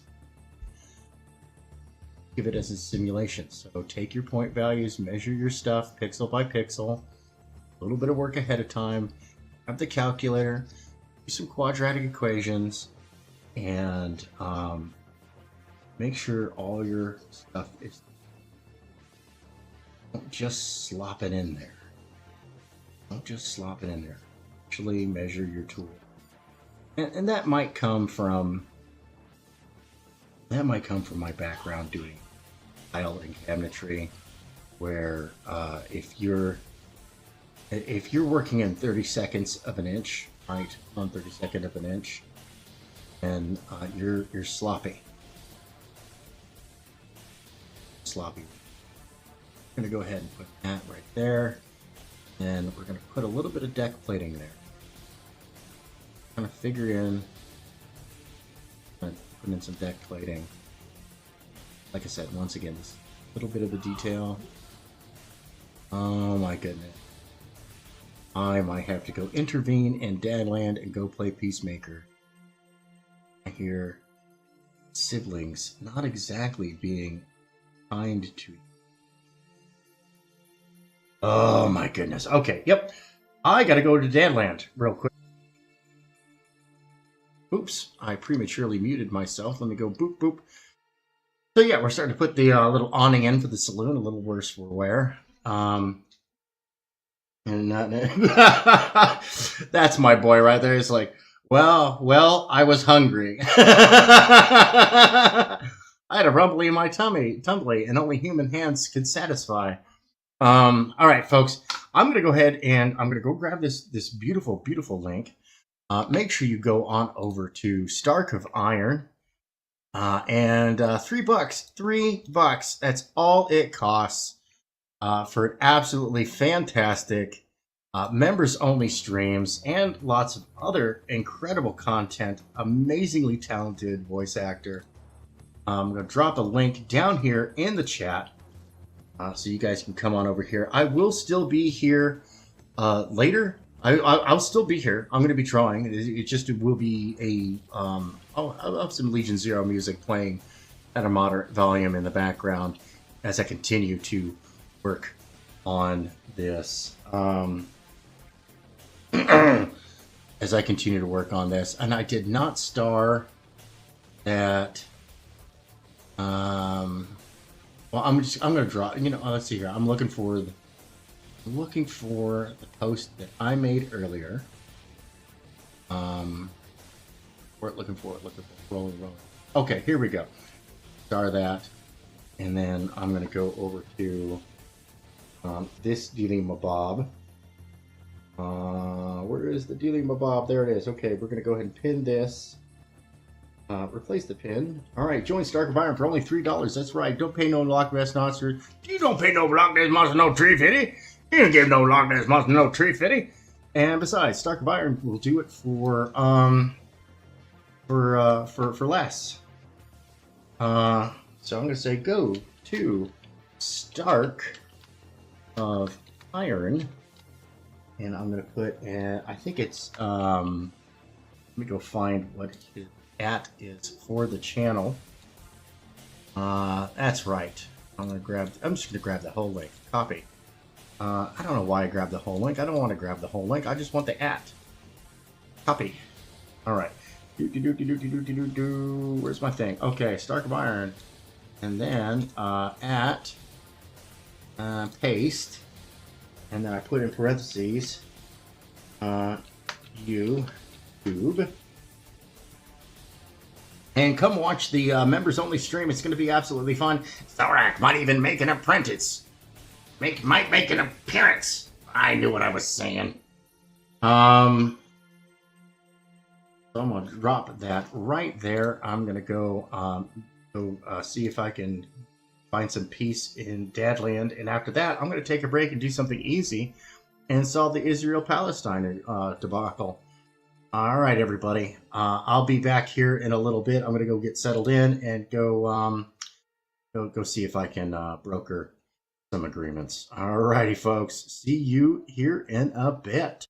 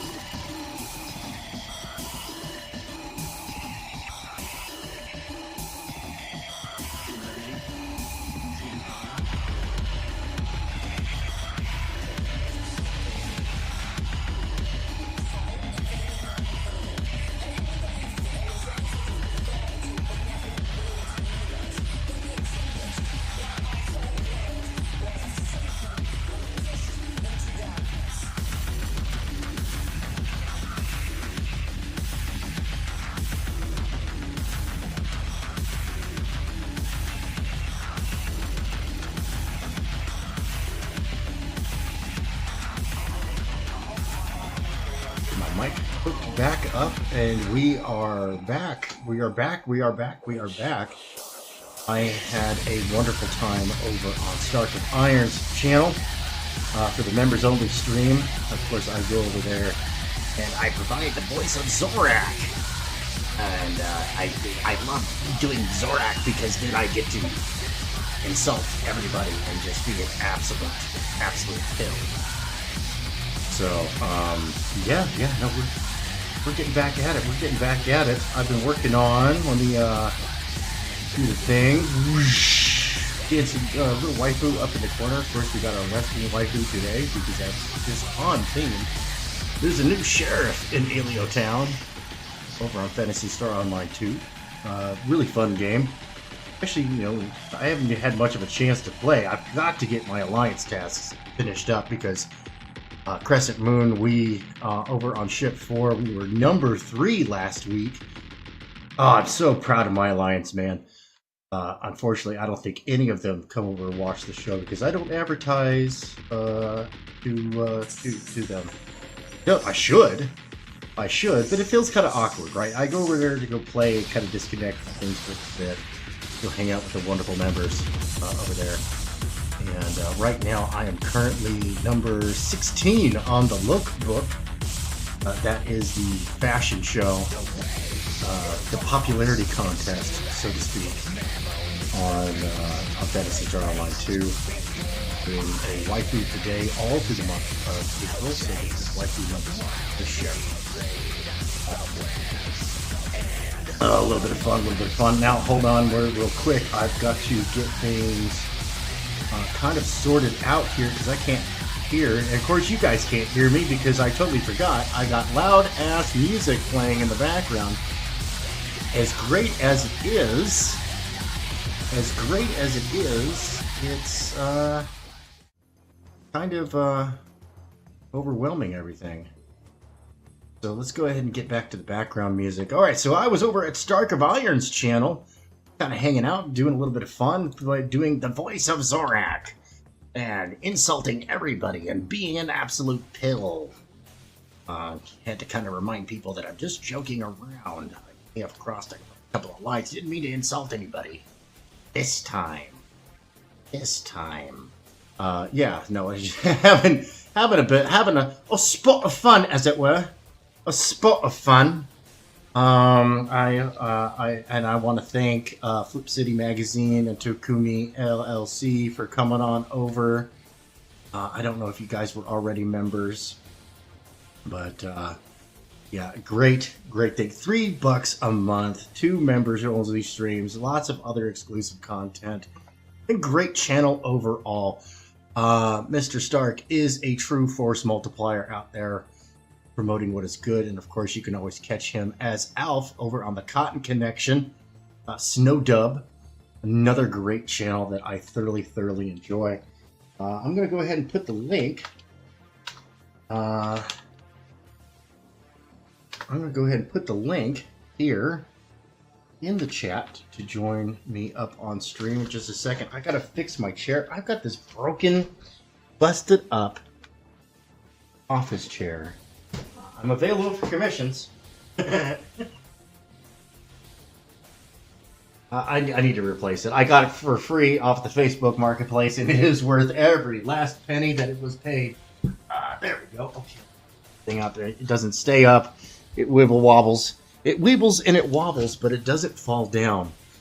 And whatnot. I do believe Rex Christian over on Devil Flyer, Momentum Comics, he's going to be going live shortly. That's who I'm working on this piece for. All right, so let's go ahead and plop that down. Omer, you don't have a wrench. That is, I think you was standard moderator here. And Flip City, you have something to promote. I'm going to add you as a moderator as well, so that way, you know, you could tastefully drop your link in the thing. And the only rule that I ask, the only thing that I ask for panel members is that, hey, you know, if you're going to come up here, no critics, editors. You know what the difference between a critic and an editor is? Editors have a solution. So if you've got a gripe, if you've got something going on, and you have an observation, you see an outpoint or something like that, offer a solution, right? Offer a solution. We're here to help people. We're not here to tear them down. Because if you have to tear somebody down to build yourself up, I find that weighed, measured, and found wanting, to be honest. Yes, Omer. You have the power. And with great wrench comes great responsibility. Responsitrilatras, as Key and Peele would say. That's right, you gotta get hypothetical up on the clavicle and get your Bergeron if the Terrys ever show up. Draxed them sklounced. All right. Oof, man, I have been at it for quite a while now, and I've got a long day because later today, over on the studio with the Dawn, we'll be hosting the studio, and we have special guest Michael Odom, and we are going to be drawing some Pax Romana type stuff going on with Elysian Fields. Michael and I like him, and I like Matt Krotz because their love of antiquity, a love of history, and I geek out on that stuff from time to time. I really do. I do geek out on history. Now I'm going to be here. I'm going to be working on this. Now, if Rex sends me a link, I'll go ahead and do what I did earlier. And I'll just keep drawing over here.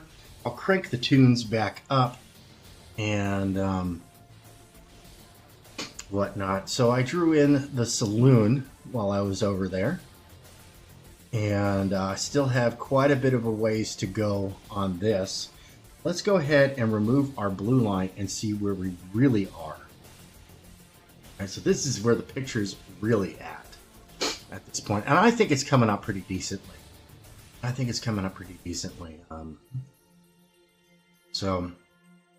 continue to go forward on this. And once all of this is done, I'll be printing it out in blue line. As you can see here, that it's actually 3 separate pictures. I'll be printing this out in blue line on 311x17s. And then inking this up and then sending it off to Rex. But before I do that, I'll be having a conversation with Rex as to what kind of inking style do I want to go with? Now I am penciling it with more of an illustrative style, but that's just to give us options.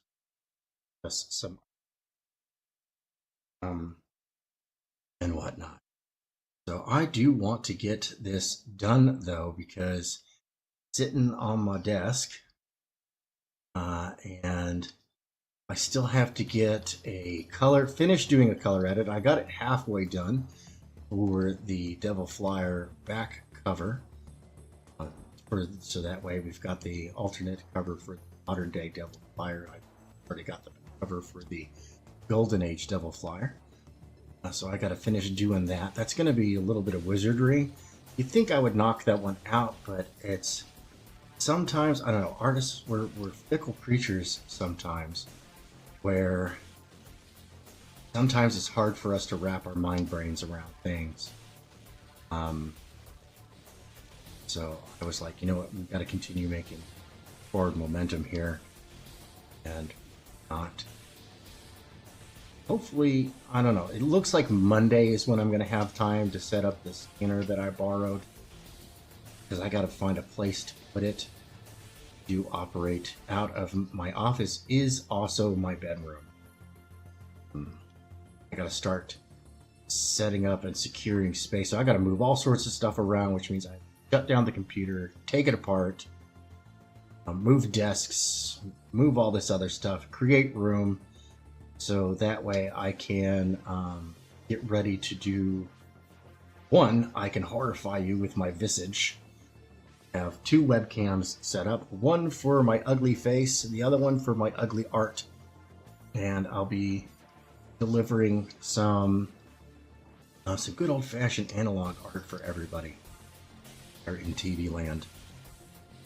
So yeah, it'll be fun.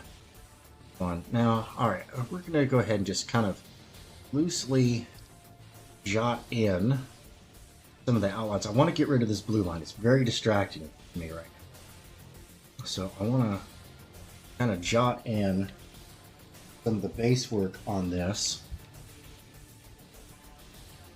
And I went over, I did some classics. I did some pre-measuring and all that other fun stuff earlier today, and talked my way through it, describing my process and how to do this kind of stuff. So, yeah, it is what it is, right? It is what it is. Let me make sure, ask the audience, how's my audio? Did switch up my mic setup with voice meter. I use voice meter potato. Donationware, so I bought my license. Thank you to Tail End Studios for their commission, and I'm really glad that they're happy with their commission. Bring that one up here. Go ahead and take that one. Oops, that's the wrong button. Wrong button, jerkwad. Let's see here. No, that's the mayonnaise powered superheroine. That's right. We're gonna scar your eyes just for a minute here with Mayobi, my completely original mayonnaise powered superheroine. Yep. Let that burn into your eyes, suckers. Yeah, still got a little bit of Zorak left in me here. Okay, so I go down to the folder that is titled Tail End Studio, which, speaking of Tail End Studio, make sure that you go sign up for Brother Kit. Link down in the description below. All right, here we go. And we're loading, and we're loading, and we're loading. I've got to make sure that I don't load up too many things, because Clip Studio, even though I went into the settings and I have it set to use 42 gigabytes of RAM, and it was only using 37 gigs of RAM. It crashed on me last night, and that's my only complaint about this software. It is not good with memory. So here it is. This is the commission I did for Tail End Studio. Happy client makes me a happy worker bee. And I think it came out pretty good. A little bit of a nod to the Zabuza versus Kakashi scene from Naruto, where Kakashi finally reveals his Sharingan. His left eye. And that's why he is Poppy Ninja. Naruto manga is absolutely really good. The animated series is also really good once you knock out all the filler. The filler is garbage except for the Crystal Jitsu three-tail saga. That's the only filler arc that I actually enjoyed, and that was really good. Actually, that added to the story. Actually, really good. Hats off to them on that for something good. All right, let's continue. Let's keep this rolling here. A bunch of people stopping by today over on the X, and I really want to thank them. I want to thank everybody for joining me on YouTube, for joining me on X. And of course, you know, it's an X stream, and anytime you have an X stream, you got to have an extreme character. This happened last Sunday on the Studio with Don when we had the amazing, respectable Mr. Dan Panosian. And so we all drew profit. And everybody's been knocking it out, man. The Don, he's been taking his time inking up his picture, and it's coming out just absolutely gorgeous. I'm super excited how that is coming out. So make sure you don't miss that. I do need to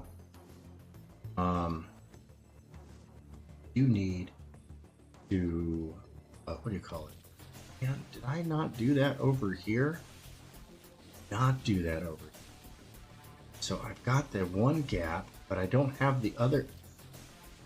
Man, I'm just messing it all up today. So go ahead and zoom out. Yeah, I put in a thickness there, and I didn't need to. And I should have done a different thickness. You know, you gotta get up and get down with the thickness. Thick thighs save lives. So let's go ahead and see if we can simulate that board thickness there. Then we're going to go ahead and put down another line for Gap. Not just a shitty place to get shitty clothes. Yeah, gotta get the Zorak out. Get too into that character. I'm doing it, and I may be having. There is such a thing. Of course, there was a goofy moment on the live stream over there, and that was beautiful. Yeah, how long have I been going today? Speaking of the man, the myth, the legend, I was just talking about this piece right here. Yeah, no, I've been. Let's see here. I went live at 1 p.m. Eastern, so 4 hours. So I was over here for 2 hours. Then I jumped over onto Starkavine for the members only chat, where I went and did Zorak almost the entire time I was there. And now I'm back over here. Rex Christian's going to be going live here in a little bit. I might throw him in the background for me. So I've got something. I have not been listening to any music or anything of the sort. So I'm working on this piece right here. It's coming together. Let me remove my blue line so you can see where I'm truly at on this one. And I'm putting in the details. I'm doing it kind of illustrative style. But we'll see where Rex wants to go with this. Right? We'll see where he wants to go with this. I'm gonna sit down with him. We'll do a production meeting and figure out, what kind of colors does he want to do?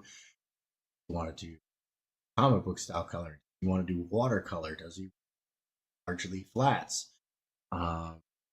So, and the other day I was talking about this here on the Digital Bullpen of how comic book illustration is a total sum game, and why mainstream comics are really lacking. So if you hear my dog in the background, she is in protest because she got to playing with the kids too rough.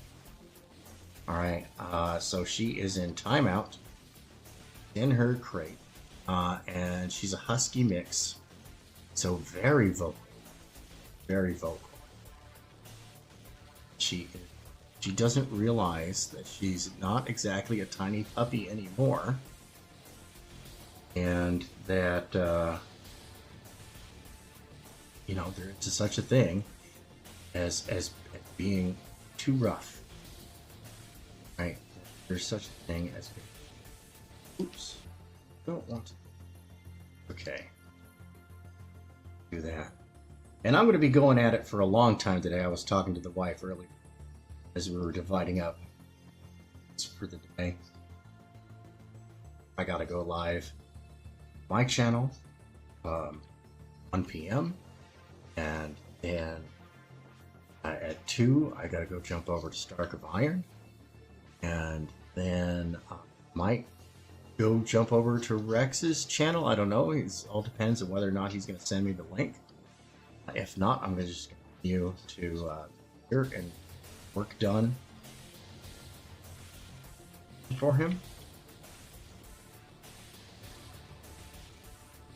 And then at 7 p.m. Eastern, of course, all times in Eastern, at 7 p.m. I'm going to go on the studio with the fun and Michael drawing Pax Romana stuff at Elysium Fields.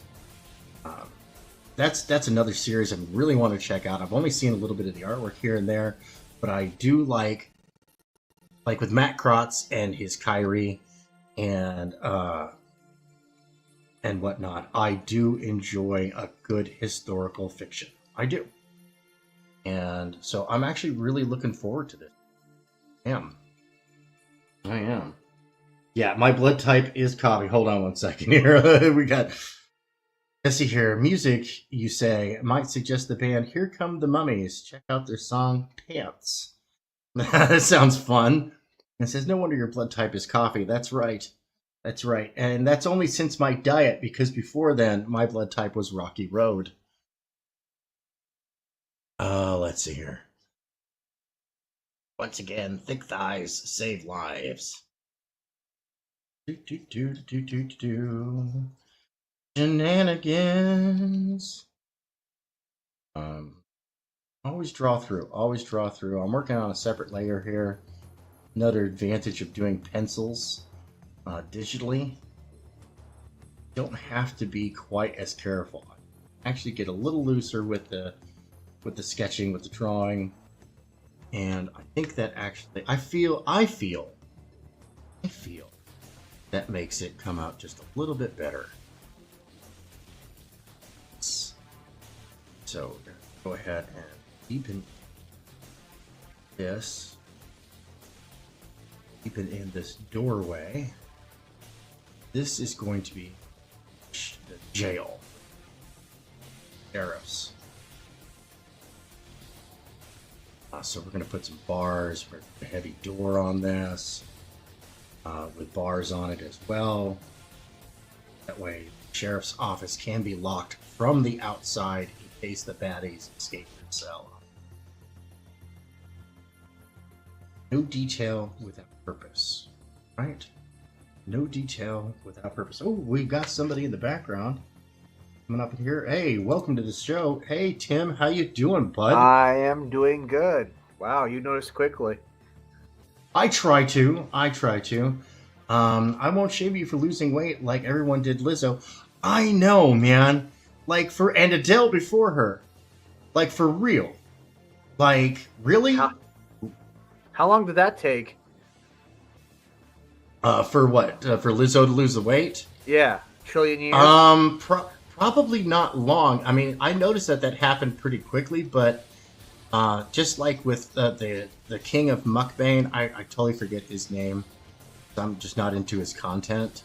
Right. But you know how he like, and as soon as I saw that he was skinny, I was like, that clever dude. He pre-recorded a whole bunch of stuff because it probably took him like 2 years to get that weight off. But with Lizzo and the gut bacteria nuking Ozempic, I don't recommend any of that stuff. I'm not a doctor though, so you always talk to your doctor about it. I do not. Well, it's also called money.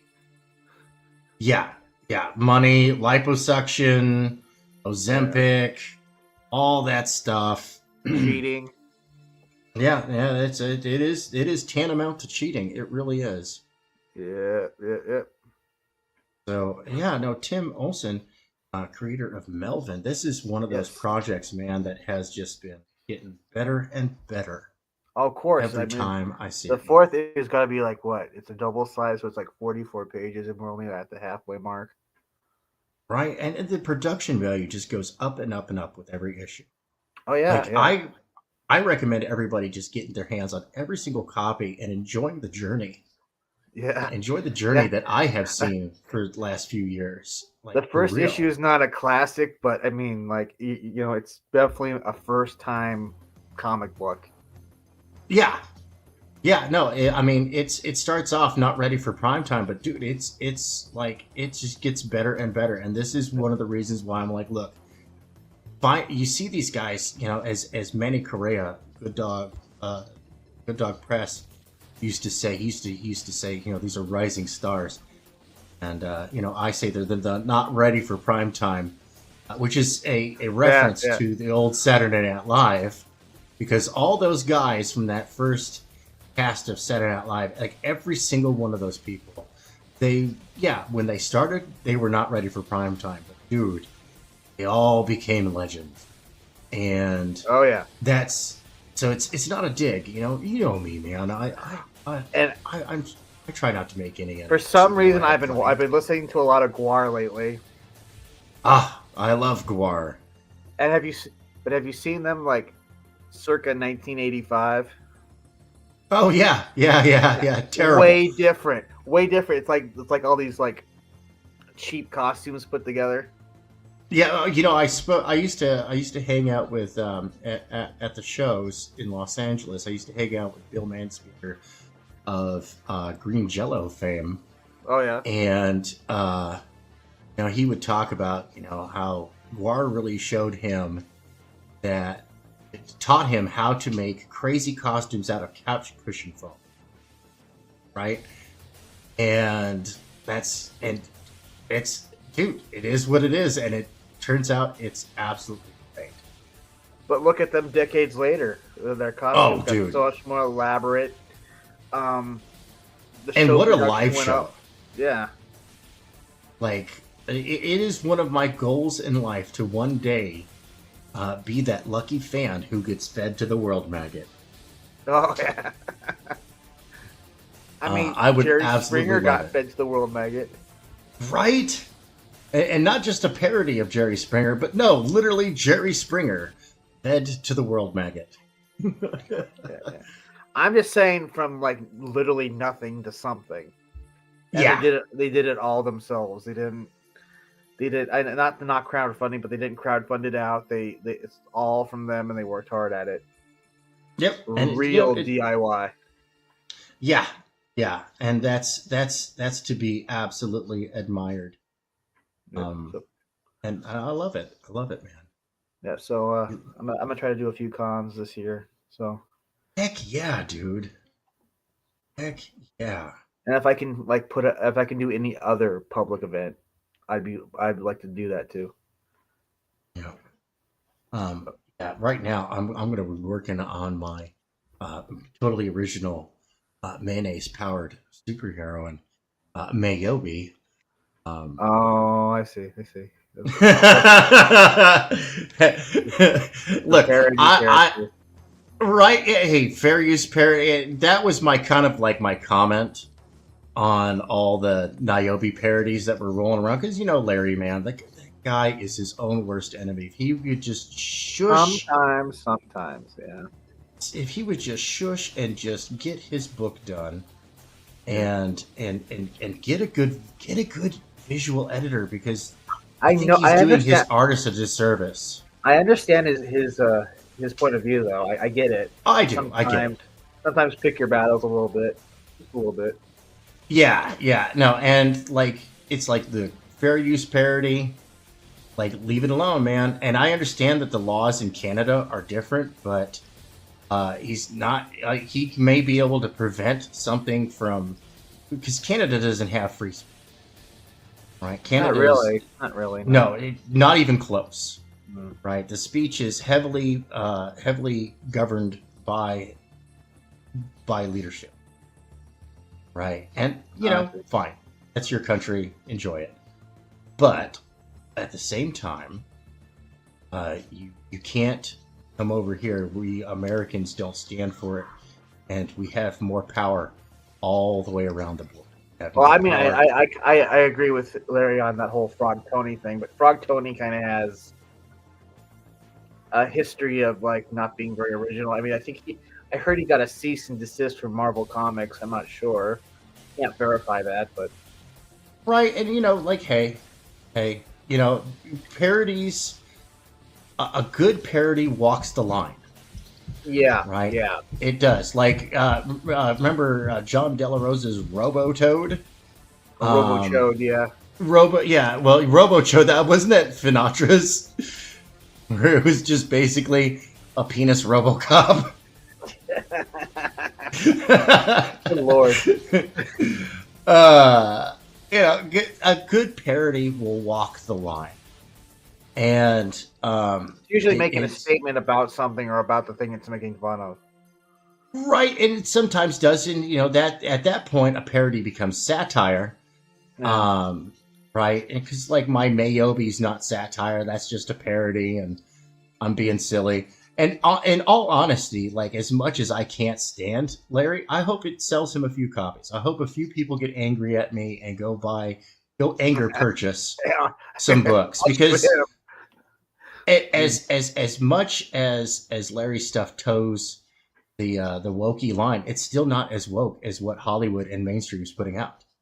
Yeah, it is very well muted along that, and communicates a lot of the same talking points that they have, but in a much more tactful manner.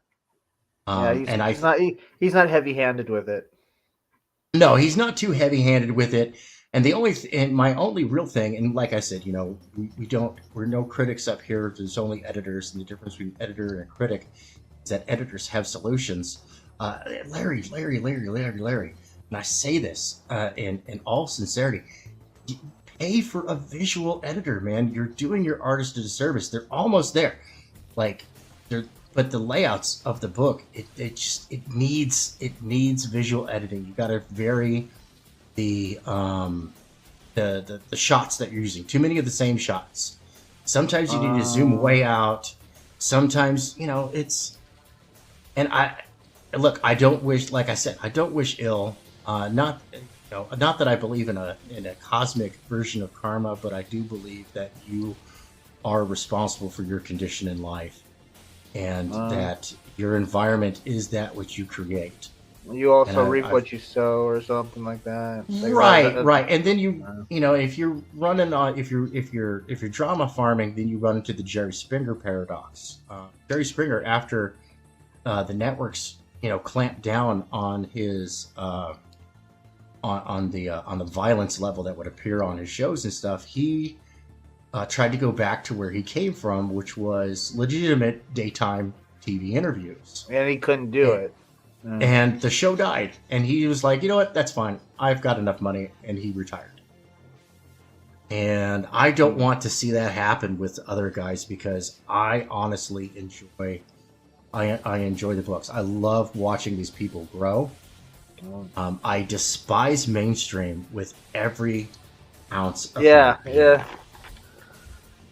And I would much rather see Honestly, any of these IPs over the dreck that they're shilling.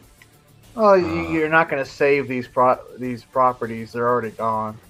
No, and that was, and I love Engeltine. I love dude. He's a wonderful person. But I was like, Bud, there's a point where move the needle just doesn't work. You're never getting it back. Wolverine's never going to be the Wolverine that I knew back in the day. That's gone.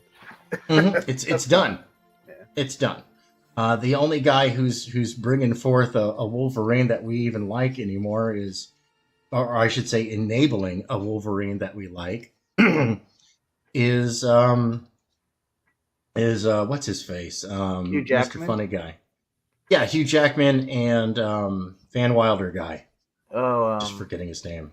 God, right. I'm having a brain fart. Now that I've screwed it up for everybody. Ryan Reynolds.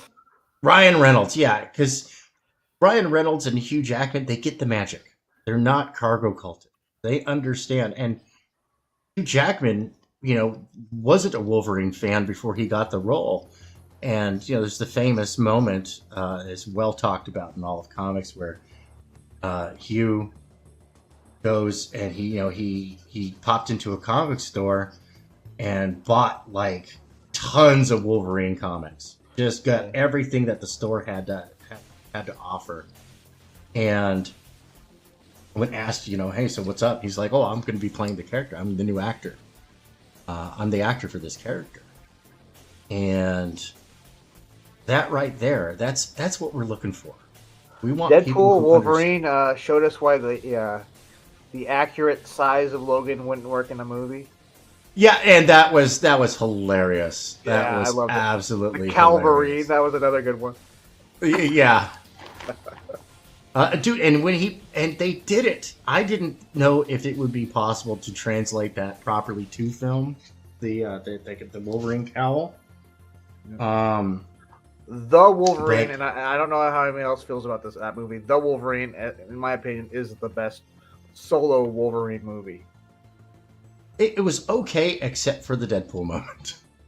No, that's X-Men Origins Wolverine. Is that X-Men Origins Wolverine? Yeah, Wolverine's the second movie. Oh, okay. One where he goes back to Japan to pay respect. Yeah, with Silver Samurai. Yeah. Yeah. That was the closest to nostalgia I felt about like an old school Wolverine issue. Right. No, and that's legit right there.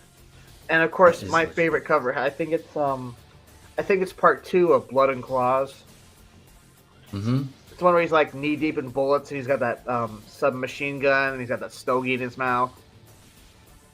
Yeah, that's one thing I think that writers often forget too much about Wolverine is that he's a commando level operator. He knows how to use the guns and stuff. So if Wolverine needs to attack at range, he can just pick up a gun. Yeah. Well, that and it's just the most badass cover ever. Right. I would say that the one that comes close to that is, of course, Barry Windsor Smith's Weapon X iconic cover. Oh yeah, that was a good one. Oh, just absolutely. I'm a big Barry Windsor Smith fan. He's the only reason why. Well, actually, he was the guy who got me to, just because I saw his artwork, I was like, okay, cool, I'm going to go read some Valiant comics. And, of course, I saw a Solar cover that Barry Windsor Smith did, and I picked that up. That was my first Valiant comic. Oh, I was pretty much an Image guy, because like before then it was like Wolverine, X-Force, and then I picked up. And this is when you could still get them in grocery stores. I picked up Supreme #2, Young Blood #4, and Wildcats #4, and Young Blood #3.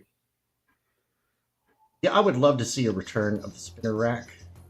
Unfortunately, there is currently a war on paper. There's a legitimate war on paper that is being waged in the world of finance and business. Right, You mean talking about tariffs?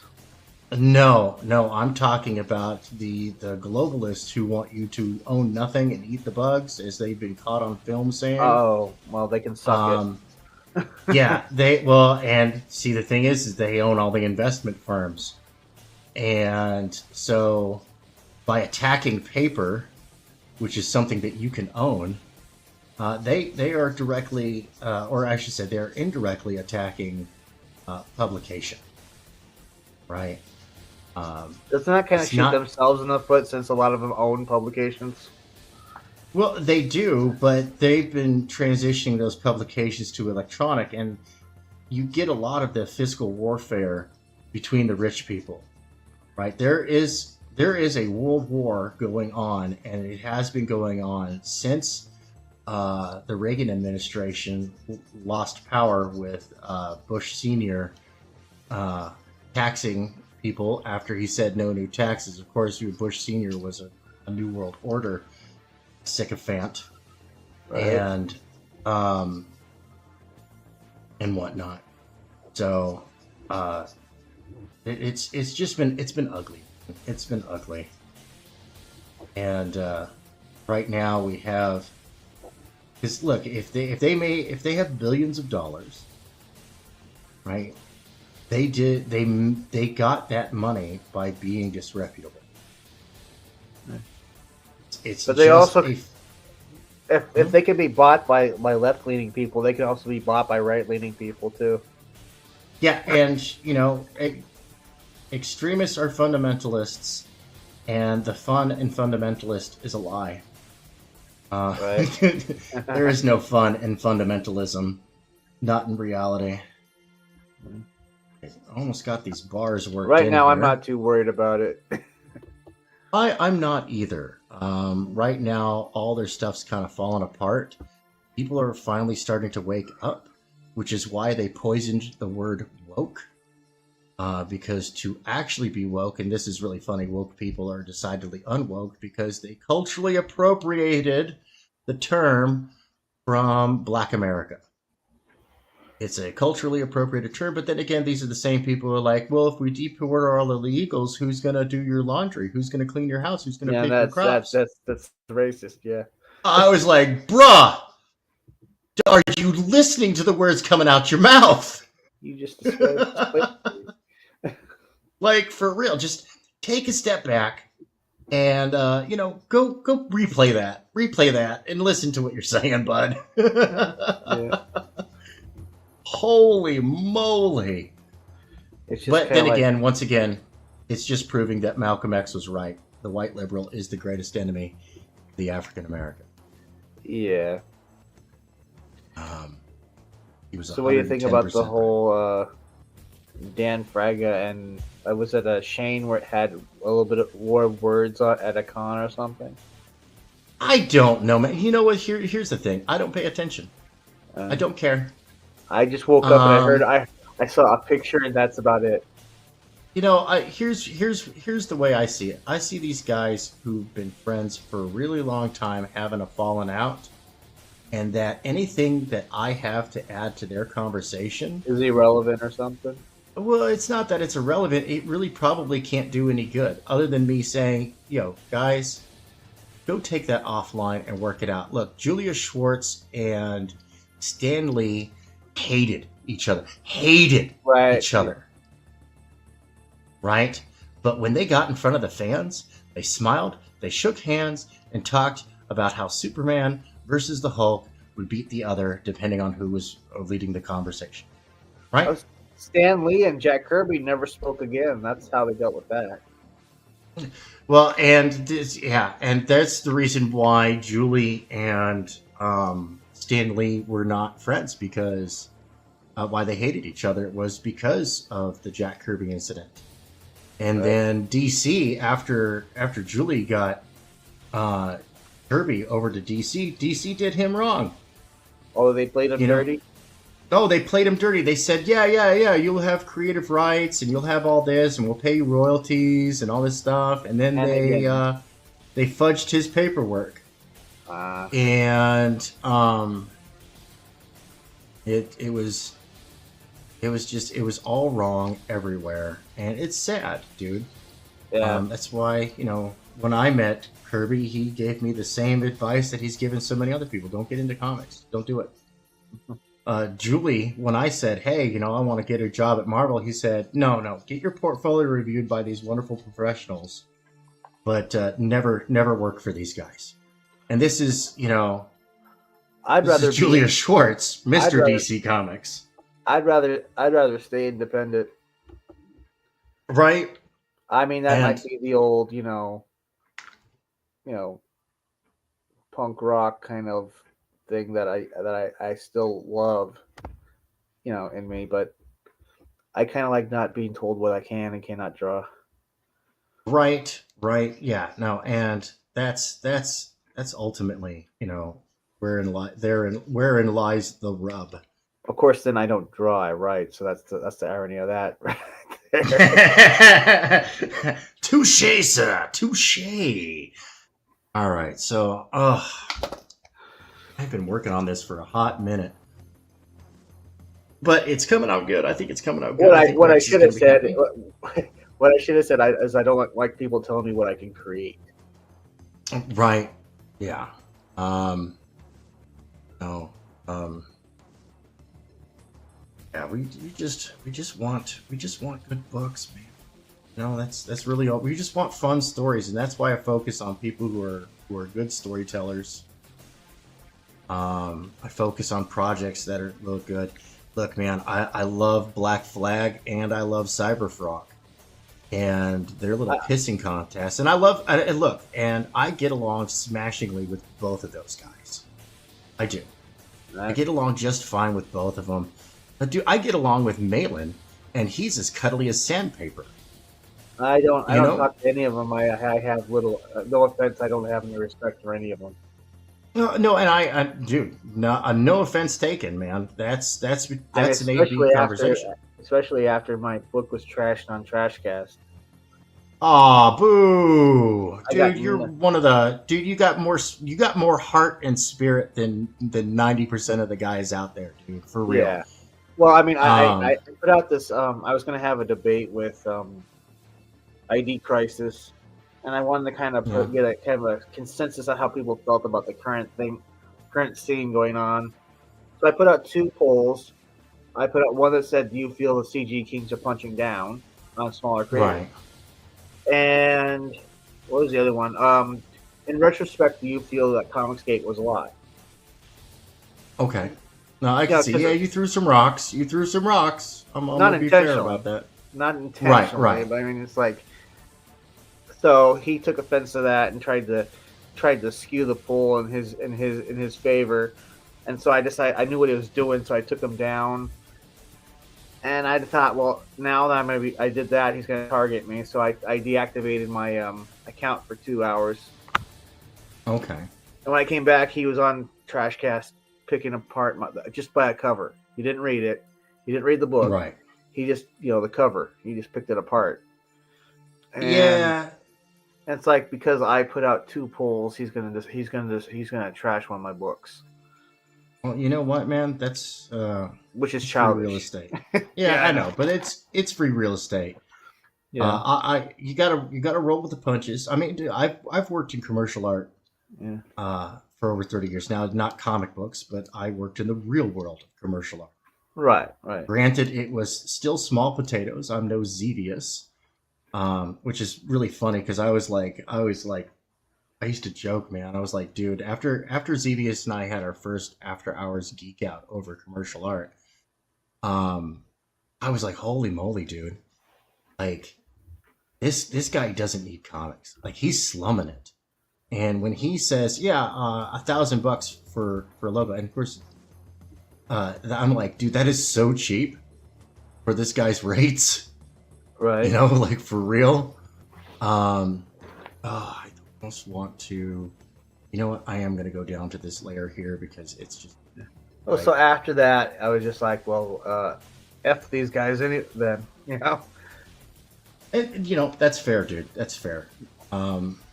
That over 2 stupid polls. I mean, like, how thin-skinned are you? Well, and that's the thing, you know. It's like there's no, I don't want to do that. I want to. I barely even remember Cyberfrog. I remember there was an ad in Wizard magazine, and way back in the day, and I thought, oh, cool, and then I forgot about it, and then like years later, it kind of pops up again, like, oh, hey, I remember that. Right. No, I can dig it. I can dig it. I enjoy this stuff.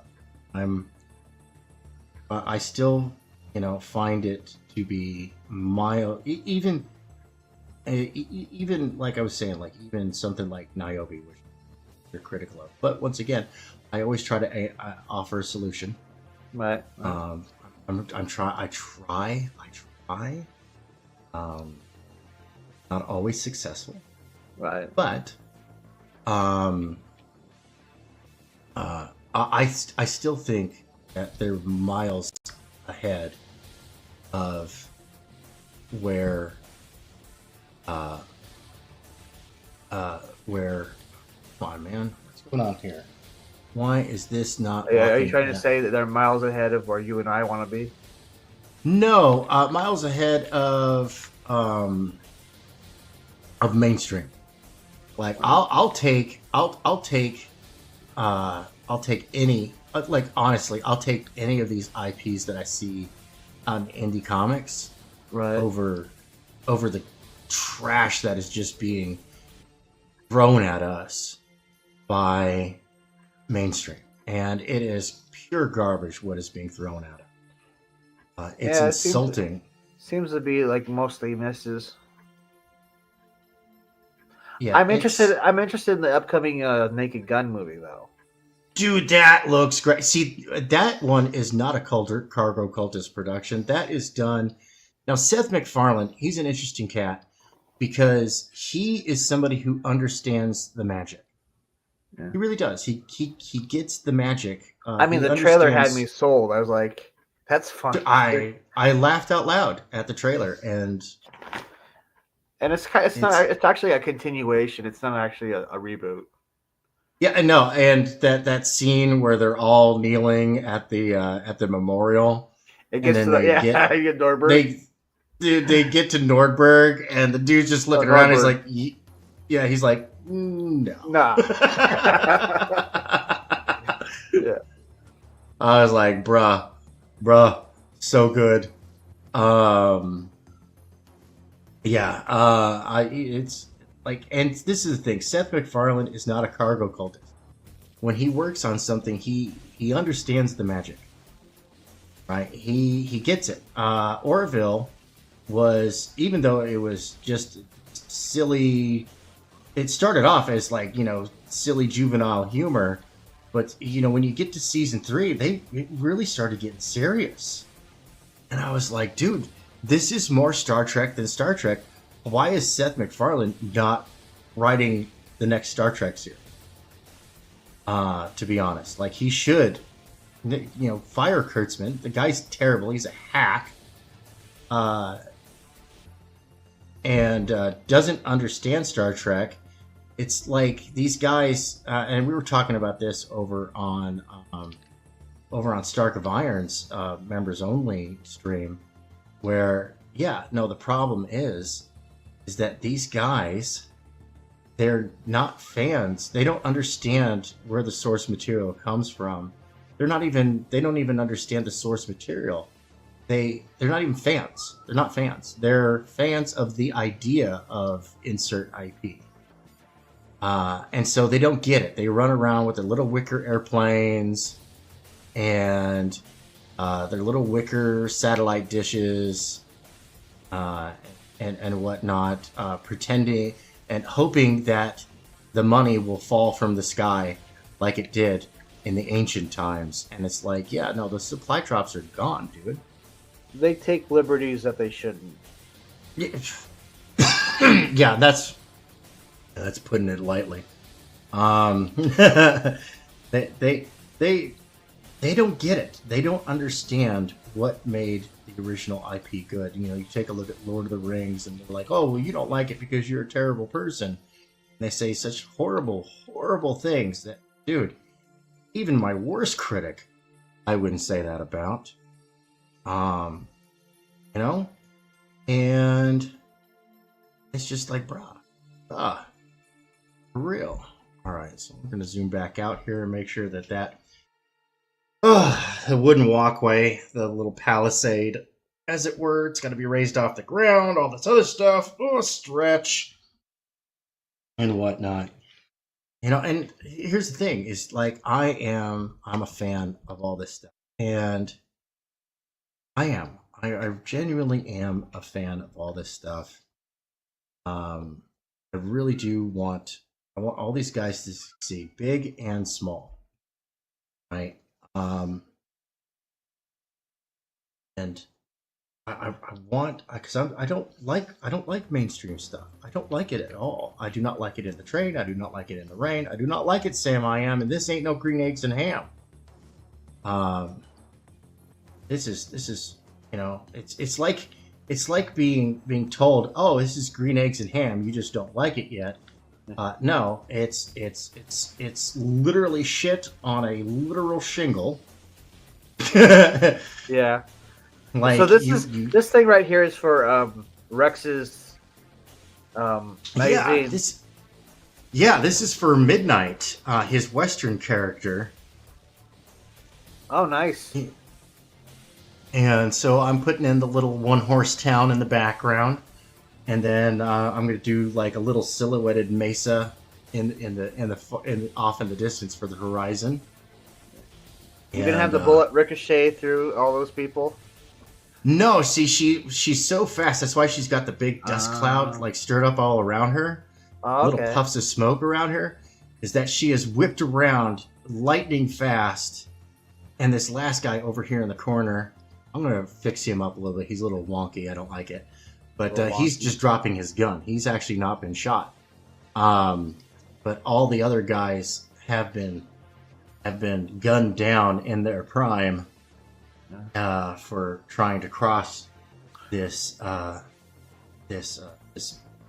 mysterious gunslinger. Yeah. Oh, yeah. Cool. And as we all know, the firearm is the great equalizer. Sam Colt. Right? Hey, how sad is it that Val Kilmer's dead? Oh, heartbreaking, dude. The best Doc Holliday portrayal, dude. Doc Holliday ever. He's so good, I can't think of another. He stole that whole movie. He did steal that whole movie, and Kurt Russell was the big name on that film. Oh, Kurt Russell did have one good line in that whole movie. You tell him I'm coming and hell's coming with me. Oh, dude, Kurt Russell, Bill Paxton, Sam Elliott, and Val Kilmer all did fantastic jobs, but you know, when you've got like, you know, these heavy power, big, you know, those big, you know, million candle power flashlights, and then somebody goes, "Yeah, well, I got the bat signal, bitch." Well, I mean, the depths he went to. He would put himself in an ice bath to get that look. Mm-hmm. Yeah. No, and Val Kilmer was an interesting cat. He really was. He was, that dude was a wild, like, for weirdo. What about the part where he goes, "Hey, music lover"? He goes, "You're so drunk you can't shoot straight." He goes, "I got 2 guns, one for each of you." Right. That is so bizarre. No, absolutely fantastic. Val Kilmer will totally be missed. And he was recovering, but then he got pneummonia. Right? Is that what took him? Is pneumonia? That's what took him. Is a really bad case of pneumonia. Whatnot. So it's most unfortunate that happened. All right, so I think I've got enough basic framework in here. No, because now I'm reliant on my blue line. Maybe I can ditch this part. Okay, good. I can ditch that part, and I can just use this because the blue line's just distracting me at this point. Just too much stuff going on. Oh boy, oh boy, oh boy. I need to go refill my coffee real quick. You're welcome to hang out. Oh, you know what I totally forgot to do? I forgot to do this. View whip. Yep, here I am the whole time, folks. Yep. Ha ha! It was Tim the whole time. May I'm a wizard. DNA drugs. Yes. See. Saves everything. Yes. It's my. God, I can't remember. Glooming, I think it was his name. I'll get you, Rainbow Bright. I don't know. I kept thinking of Johnny Carson and when he did those those fake commercials for the electric chip suit. Oh yeah.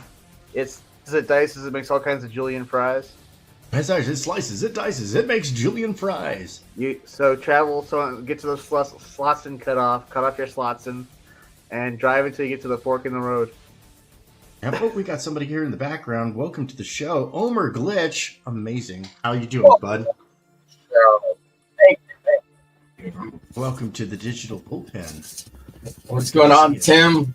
Hey, how's it going? I'm getting this stuff done. That is me. No, yes, sir. Mr. Troublemaker. That's right. Mr. Get Mad at Everybody. I love it. And most importantly, the creator of Melvin. Melvin. I love. Yeah, dude. I love the fact that Melvin, each issue is better than the one before. He is on his way to prime time. I have no doubt in my mind with the way things are improving that one day this is going to be an iconic book. For real. The hard work is being put in, and constantly better and better and better. And I gotta put Melvin on the fan art list. Yeah, no, for real. And that's what I like to see. I'm trying to cut back on my troublemaking. Just kind of a little bit. A little bit. If I can help it. Yeah. Then I just focus on selling books, Melvin. That's right. Melvin. Tim. You ever read something though? And you're like, oh god damn it, it's just so stupid. You're almost compelled to type that and go, it's too dumb. See, that's where I just go. I look at it, I see it, and if I see a wall of text, I'm probably not going to pay attention. So that's a thing. That's kind of like a hint out there to all you folks out there in TV land promoting your books and stuff. Like if you're promoting a wall of text, I'm not going to care. Get me with a picture. That's the secret. Just if it's a wall of text, don't read it. I don't read anything really on X. I stay away from as much of it as possible.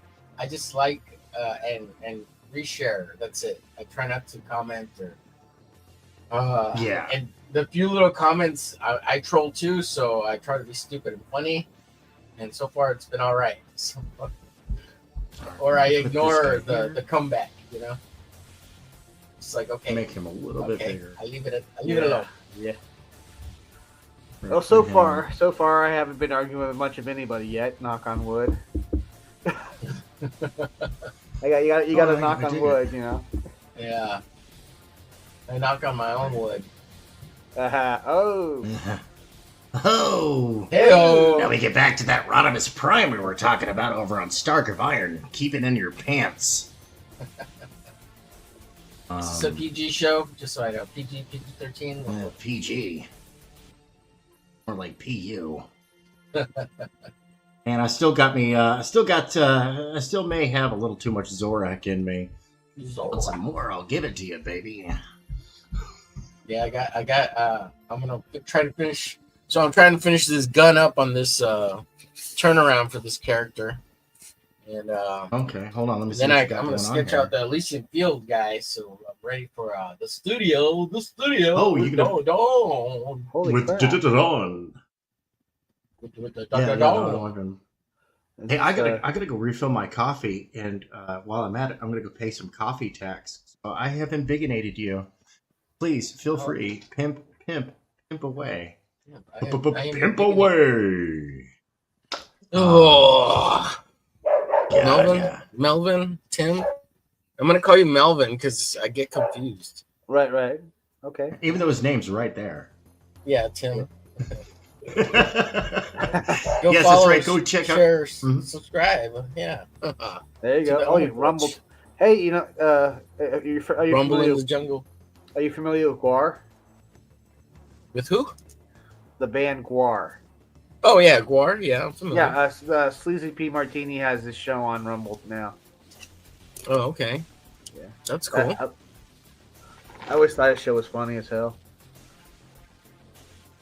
So you're working on Melvin 4, is that right? Yeah. Well, Sid's working on page 20 right now.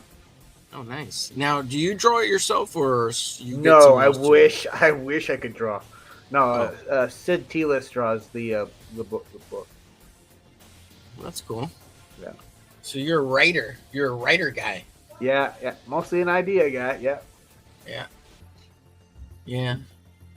Yep. That's nice. Writing's hard. I don't know. It's a little Well, hard. I mean, I like to be involved with my book. I don't like to have other people do it for me.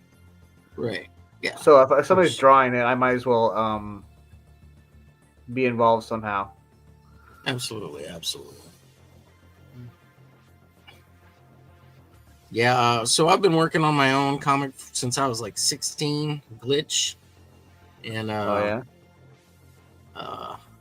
always thought the writing was subpar, so it's been churning and burning for 20 years. So. Yeah.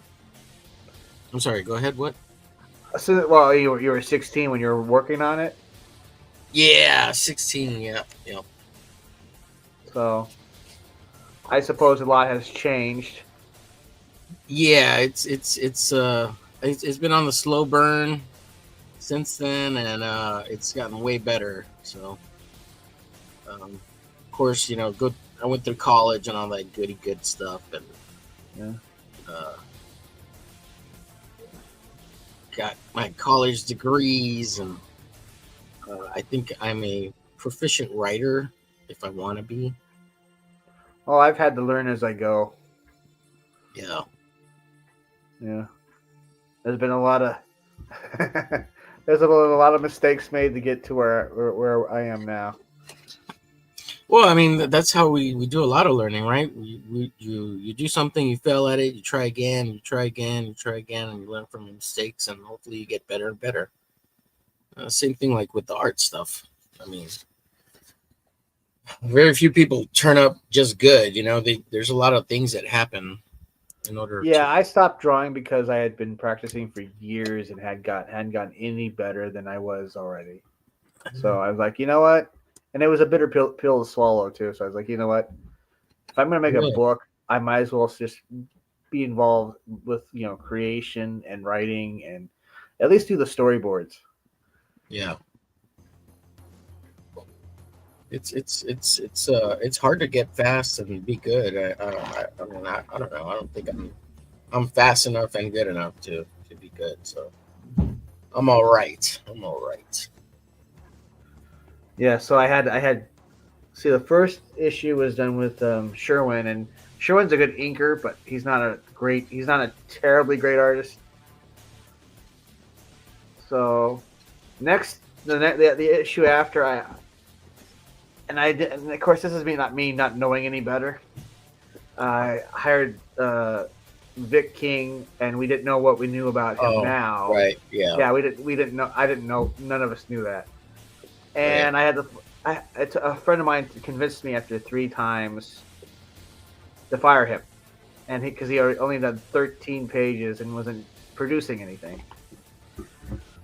So I hired Sid, and I guess Sid had I came across his he had like a profile page where it had his resume, he did mostly independent books, but I think he's done like a few issues of Superman and I think a issue of Nightwing, or a few issues of Nightwing. I'm not sure.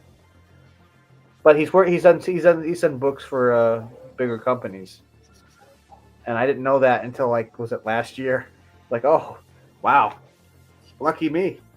Yeah, that's cool. Yeah, what an upgrade! That was an Oh. upgrade. Oh, that was one hell of an upgrade. Yeah, so Sid's been drawing Melvin for a few years now.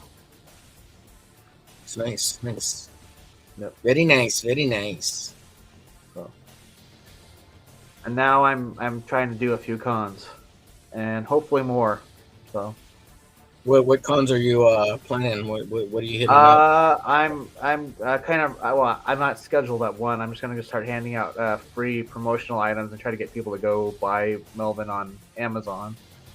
Nice. But I am scheduled to be at Plastic City Comic Con in August. That's Plastic in Massachusetts. City. Yeah. Nice.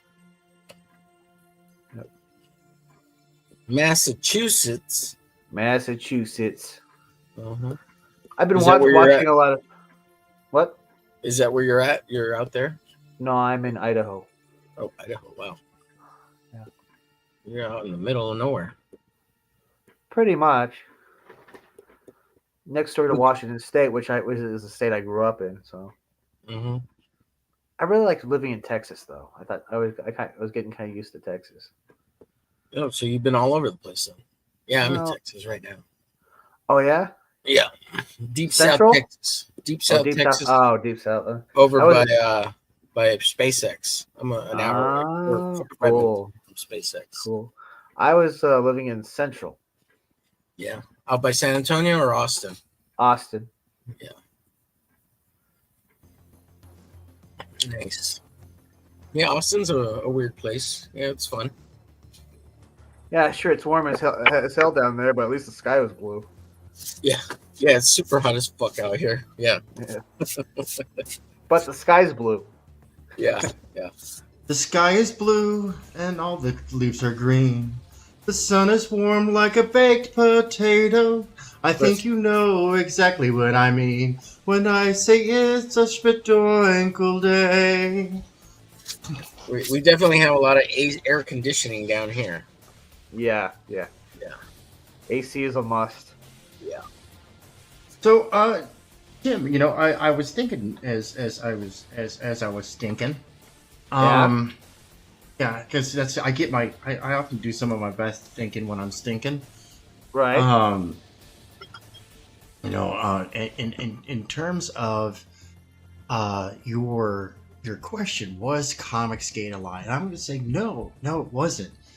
I'm going to say that it's a learning curve. Now, I've spent a lot of time.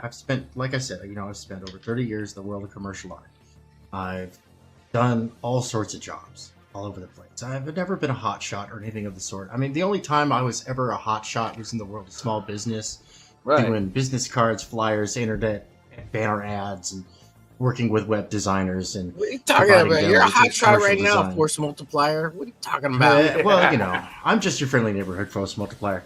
But Yeah. there's a steep learning curve in the world of publication, and I had to learn that the hard way in my late teens to early 20s, minus the time that I spent in the Army from age 23 to 28. I was in from 2000 to 2005, right?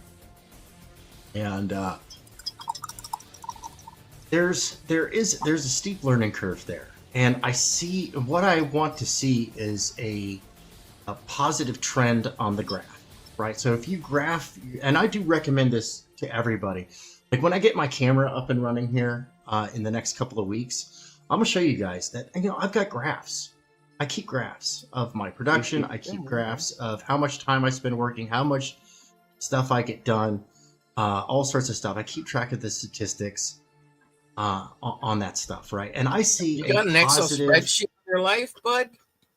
No, I'm talking, dude. I analog that stuff. I got graph paper. Holy baby. shit. I Damn, post damn that it, so that You're- I am confronted I with love it. my own success or failure, right? It stares me. The ugly and beauty stares me in the face, and I see a positive trend on the graph. It's not always positive, right? Because graphs, they dip, they go up, Right. they go down. Yeah, yeah. But you take a look at the long-term trend of the graph, and I see that. And it's not, you don't just look at the GI, right? General income, right? GI, of course, is like, that is your boss graph, right? That is the boss graph. Your keystone, that's your cornerstone. Oh no, that's nice. My keystone. That's nice. Crossbones. Oh, dude, that one just came out. So, I'm sending you I some love stuff that to one. ink for real. Yeah, and we were getting I was getting a lot of feedback on the post from actual people, Comicsgate people, and I appreciated it. It's like, that's good. yeah. So I mean, before Speaking, they attempted to skew the results, I was Right. getting a lot of feedback. right, and I say that, yeah, okay, we run into the Jerry Springer paradox and whatnot. Yes, like, definitely. right? And hey, a brand is a brand, right? Not everybody's going to like it, but there's a positive trend on the graph now. And I hang out with a lot of people. Like, I get around, man, and this is just the way I've always been since You I run was into these young. circles. Get around. He's loose and I wild. run in a lot of different circles. I am a nomad. He's force multiplying everywhere he goes. Yep, I yep. try, man. I want to supplant mainstream industry with the next generation of entertainment. Right. And of course, we're streaming on X, and you can't have an X stream without an Extreme character. Yeah. Thank you, Homer. One of my favorite Rob Liefeld characters. Man, That's I got right, to draw step this with one. Dan Casino. That's freaking crazy. Fucking Step that's one, So hang out with Dan Panosian. Step Panosian. 2, I was calling Pacino. I don't know. Panosian. Get it on. Get it right. Step 3, profit. Sorry. Notion sounds like a Star Trek alien. Yeah. Dude, that guy, well, you're not wrong, because he's out of this world. And I see a positive return, but I see people quitting Comicsgate too easily. Like I was gonna say earlier, I love Angleteen and everything like that, and I do try to catch, the comics and the Geeky Puppet Show and all that other fun stuff. And I'm like, dude, you called it quits too early. The whole hashtag move the needle, it was a good endeavor. It failed. Right? It failed miserably. The corporations were not going to listen. So at that point, the only alternative was to provide the alternative. Right? And I think that people, they take this business too personally. And I love these people. Don't get me wrong. I'm not throwing shade. Right. Right? I'm speaking strictly from a professional standpoint. Like I was saying, Julie Schwartz and Stan Lee absolutely hated each other. But when they got out in front of the fans, they shook hands and they trash talked via their characters. The trash talk that I want to hear is that Cyberfrog could beat the crap out of Sniper. And Sniper could shoot the crap out of Cyberfrog before Cyberfrog ever saw him coming. That's what I would like to see. Them trash talking. Even if there's no crossover, but get the people interested in the crossover and have these guys who, right now they're currently at complete odds with each other. But hey, it's not about you guys, bro. Yeah. It's not about you guys. It is entirely about the fandom. When you have over 100 million people worldwide reading comic books, and you're fighting over an audience that's 100,000 folks, the fuck is wrong with you, dude? Exactly. And I say that entirely in a professional make, because I get along with EVS, I get along with Dan Frega, and we get along absolutely wonderful. Heck, I get along with John Malin, and like I said, he's as cuddly as sandpaper. Yeah. You know? At the end of the day, we're kind of all trying to make books that entertain people. So right. And What's a all little this foolishness? kayfabe. A little kayfabe is fun. Sometimes I think it goes a little too far. I think that some of these guys, they take it a little too far. They get a little too personal in their insults and stuff like that. But hey, that's just me. I'm not into it. I love Comicsgate Kings. I can't stand Trashcast. Yeah. Right? But I'm a member over on EBS's channel. I'm a member on Fraga's channel. Why? Because I support these guys. I'm a member over on Stark of Iron. I try to get memberships wherever I can afford love it. that show. It's like a variety show. Oh, dude, he's so fantastic. And I love his Beetlejuice impression. no, dude, his Beetlejuice is so spot on. But right, I don't want to get off the subject though. I do want to keep going on this because I think that and I'm always looking for solutions, right? I'm a solution-oriented guy. The most successful business I ever ran when I was in Los Angeles was doing troubleshooting for small businesses. I focused in on mom and pops and privately owned companies. The largest of which that I worked with was a multi-million-dollar company that is the largest. I don't know if they still are, but they were the largest commercial cleaning company in the entire Los Angeles area, with their reaching all the way from the north of Los Angeles down to the south of San Diego. They did fantastic work. They would do everything from cleaning air ducts in people's homes to cleaning the machines that make your McGriddles. And I remember going there to the McDonald's factory where they make all the McGriddle ingredients and stuff like that, and watching those machines get cleaned. And I was like, dude, McDonald's, they like to run a good, clean operation. Dude, I've been over at Raytheon at their glass manufacturing facility in Los Angeles. I actually got to, I was lucky. I asked for permission and everything, but I got to touch the canopy of an F-22. I got to touch the glass, right, the windshield of a space shuttle, and I'm just there supervising the work crew, troubleshooting, making sure that the new foreman was up to speed, that the foreman for Team A, the original foreman who ran everything, but we divided them up into teams who got more leadership involved. We got a clear chain of command working with this company. Got this guy sorted out with his vendors, all this stuff, right? Dealing millions of dollars in debt. Like, this guy was in debt, and got him to the point where it was like, yeah, he was still in debt, but now it was manageable. Now he's making headway on it. His graphs weren't going up and down like somebody in cardiac arrest. They were moving slowly back up.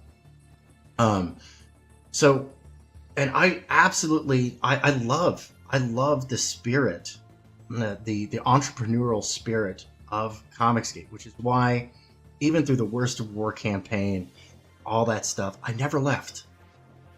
I never left because I'm not going to give up on it. I think it's too damn important to give up on it. And I plead with those who even recently have divorced themselves from the name. You don't have to get along with everybody, but keep it together. You got to pull together a unified front for the fans. And I know that I'm going to catch heat on this, and that's great. I would love to debate it. And one of the big things that I'm going to say is don't take it personally and don't get personal, right? And for God's sake, leave people's families out of it, right? They have nothing to do with it, right? If you're going to go after a person, go after the person and not the people in their personal life, right? Keep the personal stuff out of it. As Jeremy Lott used to say, keep the drama in between the pages, right? In between the pages. Right? Instead of, this and that, the hyperbole and nasty things like said at each other, I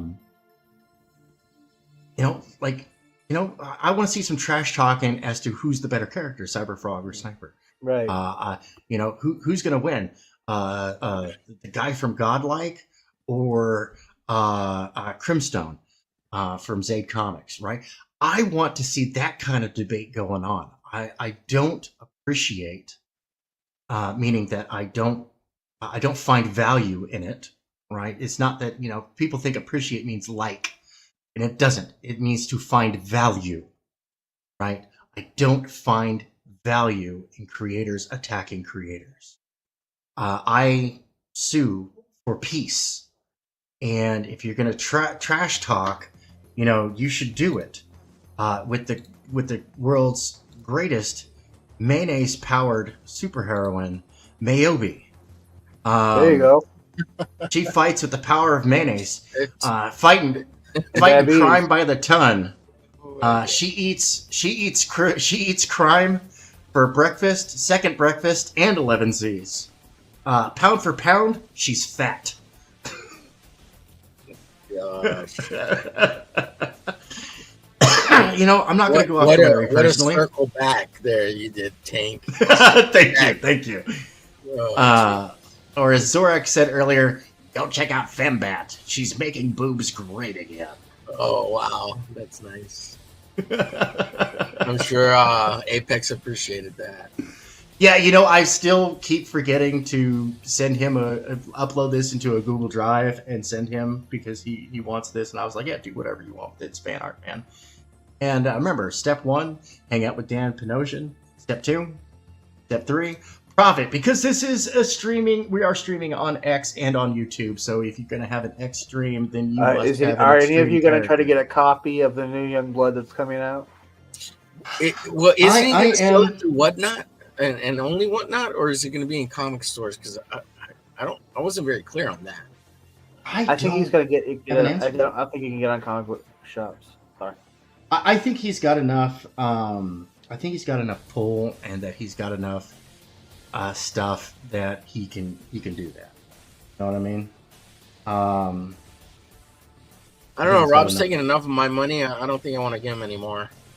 Yeah, I never got my do- brigade, my Kickstarter brigade, so fuck that guy. Oh yeah, whatever happened Oh to my that? gosh! Dude, it's been like 20 years now, and I still ain't got it. What is going on over here? Now, I really want to don't- get it. If I can get it, I'll get it. But That phone number, and right now I'm live, so they can go kiss my butt. Sorry, I got somebody calling in on me. But you know, I think it's too important. I think divided we fall, and that well, I thought Tim was done with Comicsgate. Aren't Yeah, done with I am. Comicsgate, Tim? I am. no, and that's your business, man. That's what you I was like. But I sue, like Are you trying to I sue for convince peace. Tim to? No. There was going to be a debate with me and a fellow creator on his YouTube channel, and the whole thing was blown out of proportion. I was actually I was wanting to kind of gauge how people felt about the current situation and the current scene. So I put out 2 polls that somehow got misconstrued because maybe I worded them wrongly, but things were Oh, I said see. and beefies were hurt and resentments were cast. So You know, and that's one thing, you know, like I don't get into, like, there are a few things that I draw the line at, and one is striking people's channels. I don't tolerate it. Like, you could, like, dude, for real, there are other options, and that's an unsaid rule of the internet. And number 2 is you don't dox anybody. You don't dox them. It doesn't matter if it's quote unquote public information. At that point, you're putting them in danger, because wackos aren't going to take the time to go look somebody up, and if they do, then that's entirely on them, and the FBI can use that against them. But like, you don't do those 2 things. Like, you DDoS their chat before you do that. And I'm telling you right now, like, instead of What's spending $50 DDoS? I've heard you say that a couple times now. Oh, DDoS is a dedicated denial of service, right? That's what it stands for. Dedicated denial of service. That's where you flood, you know, with their internet address with so much traffic that it can't even cope. Right. Kills their internet. Yeah. Right. And even then, that is uncalled for, and that is illegal, by the way. And don't do that. But, dude, seriously, you do that before you strike them. I don't care how bad your fifis were hurt, because guess what? Stones were thrown either way. There's no innocent party. There's no innocent party in that. And like flat out, flat out, no, I don't tolerate it. I have a zero tolerance policy on it. Well, consider fat sack of dicks. Consider like, so I have like what 700 some odd people following me versus EVS who has like thousands of people. That's why I took down. That's another reason why I took down those two polls. Is like I don't want to be targeted because I had an unpopular opinion. Right, and no, and fans are, you got to treat fans like a wild animal.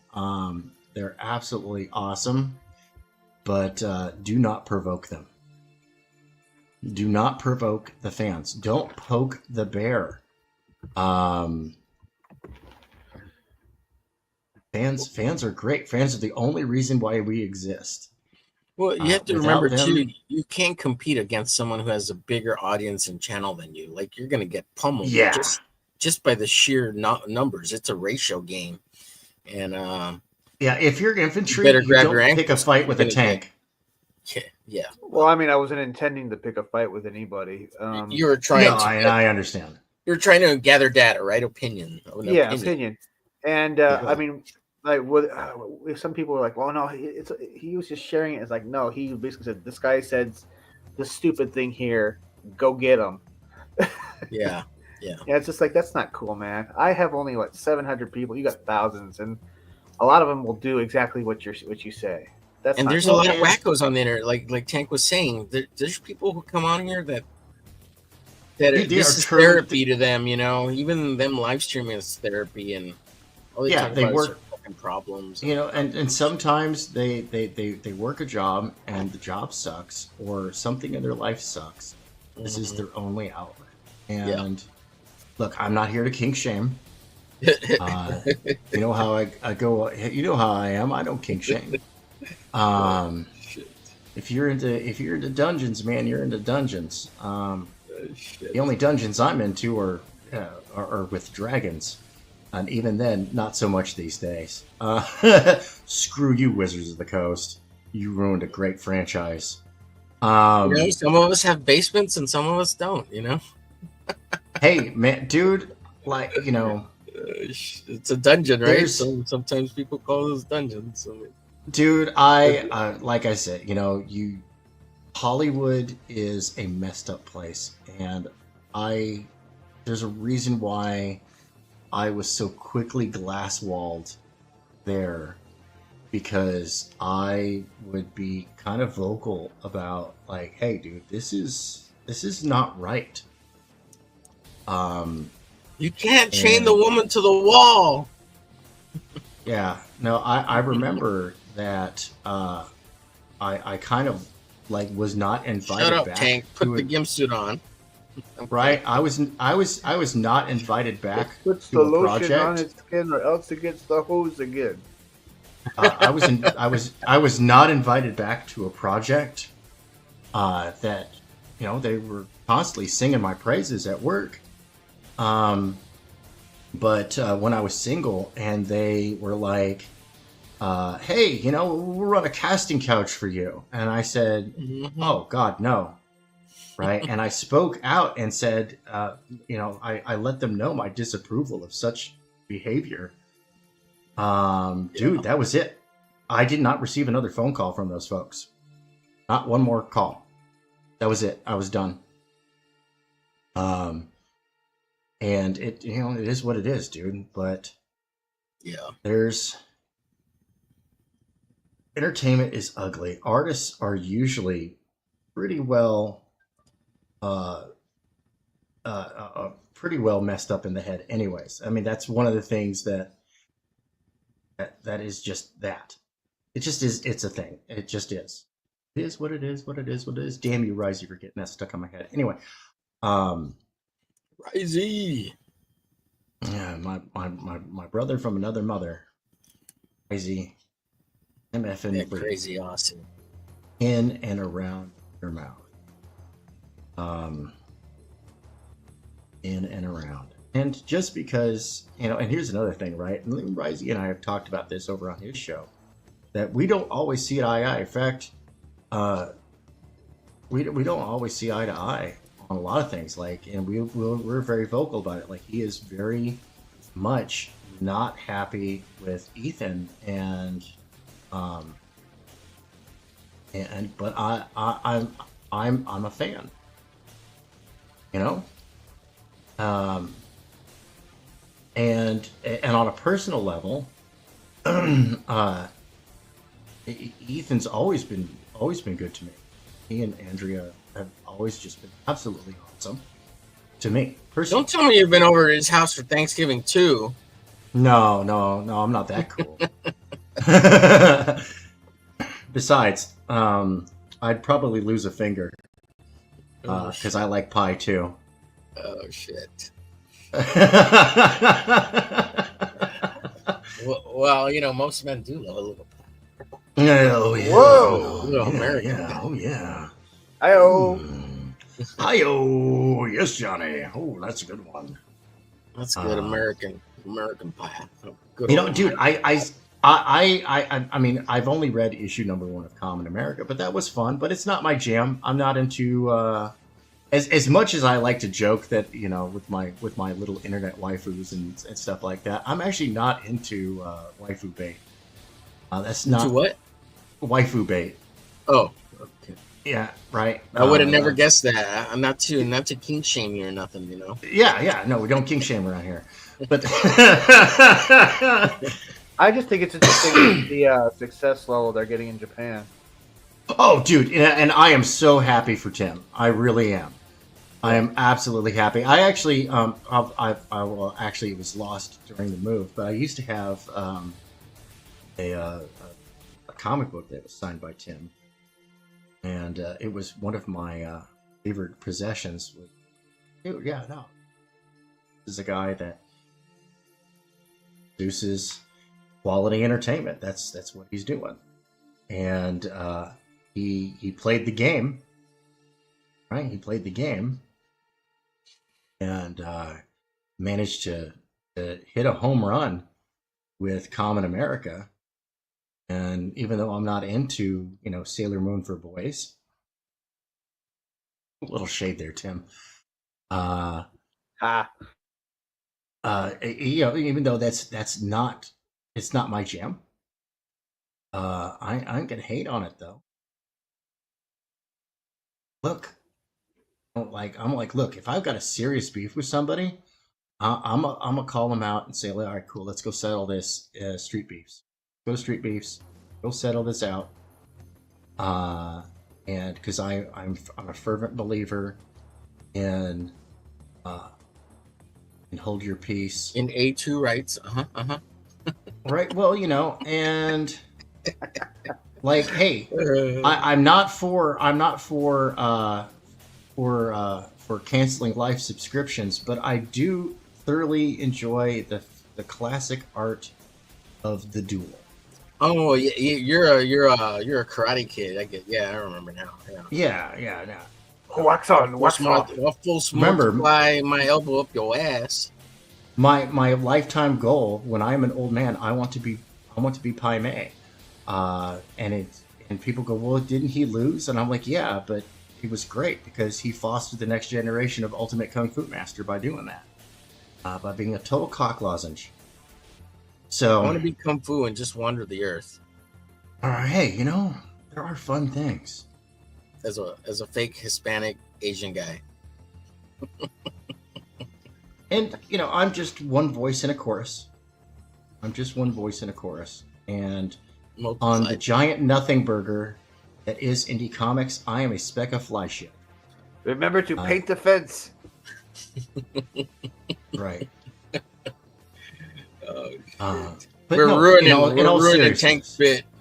Sorry, Tank. No, you're well, as good old Invader Zim would say, worse or better. Oh yeah, Invader Zim was good. Oh yeah, it's so good. Also kind of fucked up at the same time. Yeah. Oh, dude, it was beyond fucked up. Half that stuff I can't even believe got past the Nickelodeon censors, and I'm happy. The same thing with Ren and Stimpy. For real. They did a line from Full Metal Jacket. Yeah. You know the episode where he had to get past the baboon to get to the plate of hog jowls. Yeah. He did that. He did that. He had a female baboon puppet, and he did that that line that that hooker said when the first scene in Vietnam. Yeah. Yeah, it's like, oh my god, he did not just say that. Dude.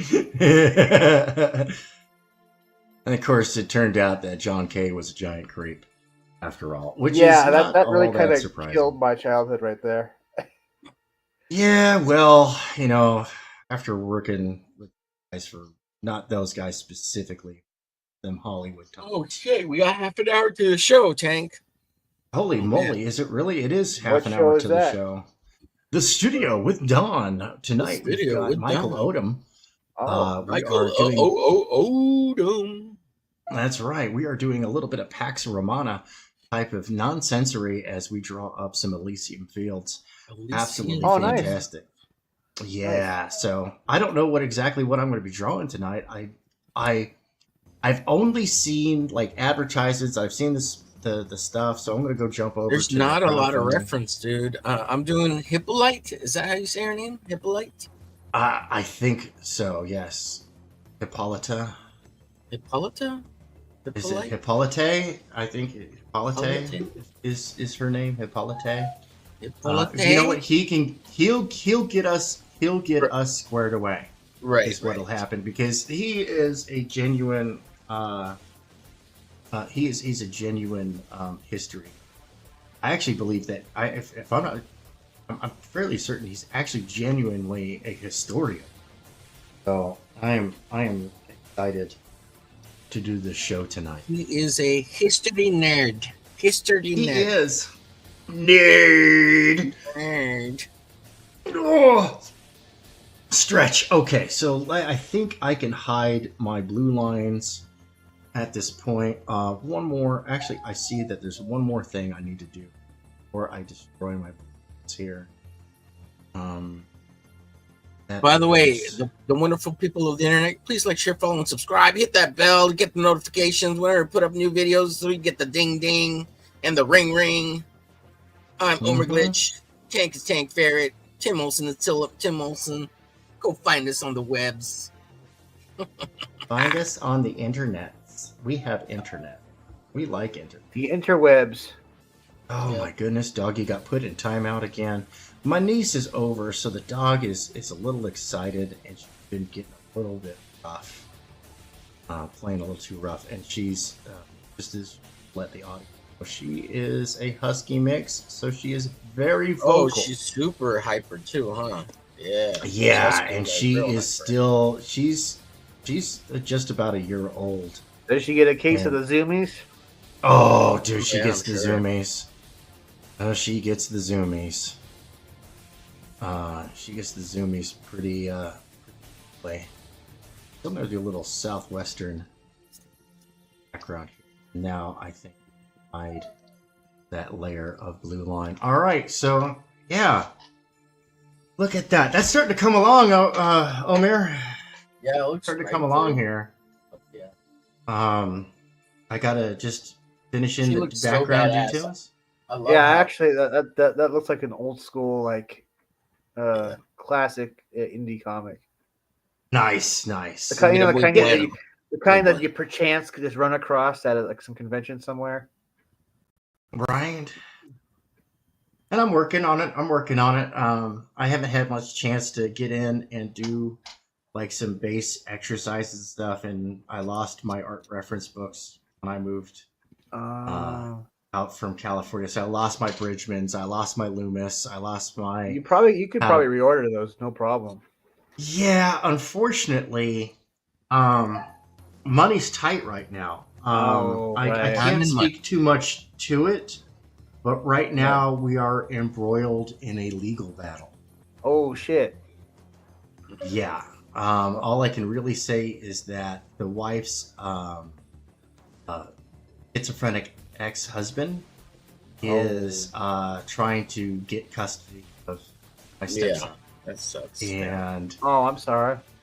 so we're having to lawyer up, and that has put a significant burden on finances. So the only time I get to spend money on my infrastructure, and that counts as business infrastructure, my reference books, is with money that I make from doing like commissions and stuff.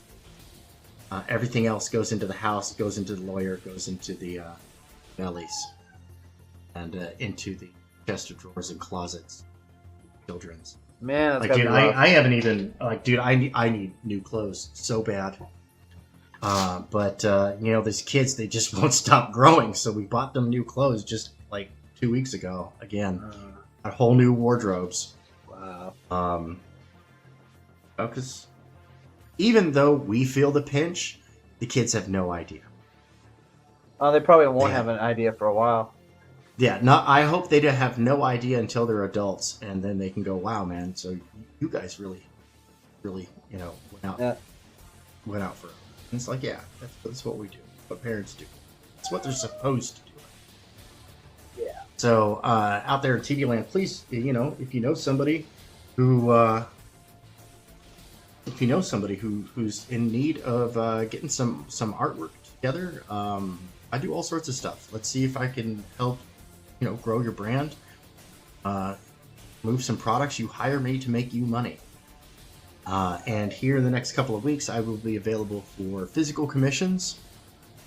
I'm getting this stuff in. I'm just waiting for it to be delivered, so that way I can start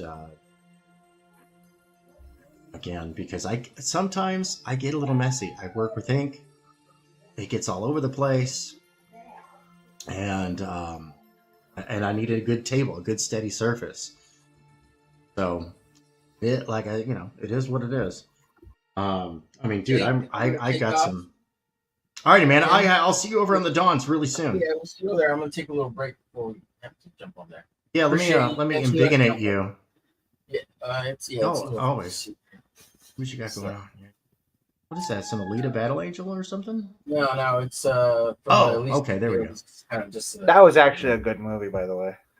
Oh, okay, yeah, no, the glare from the light was Yeah. washing it out. Yeah, no, that's awesome.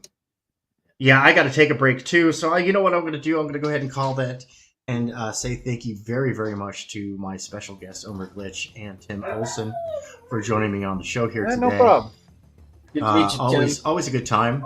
Yes. You know, Digital Bullpen. This is where we come to get work done. We try to keep it as professional as possible. And no critics, only editors. The difference between a critic and an editor. Oh my gosh! Apparently, she has something to say. Oh, come on, let's go. Okay, so maybe if I do this and do this, there we go, and then I do this. Boop. Okay, I fixed it.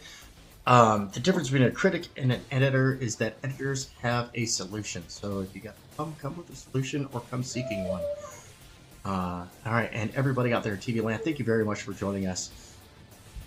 We had a whole bunch of views over on X,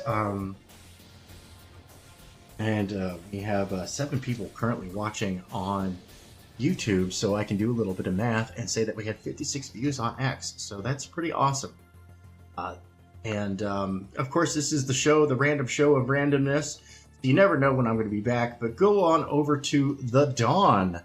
That is The Dawn, period. 2 words. The Dawn, period.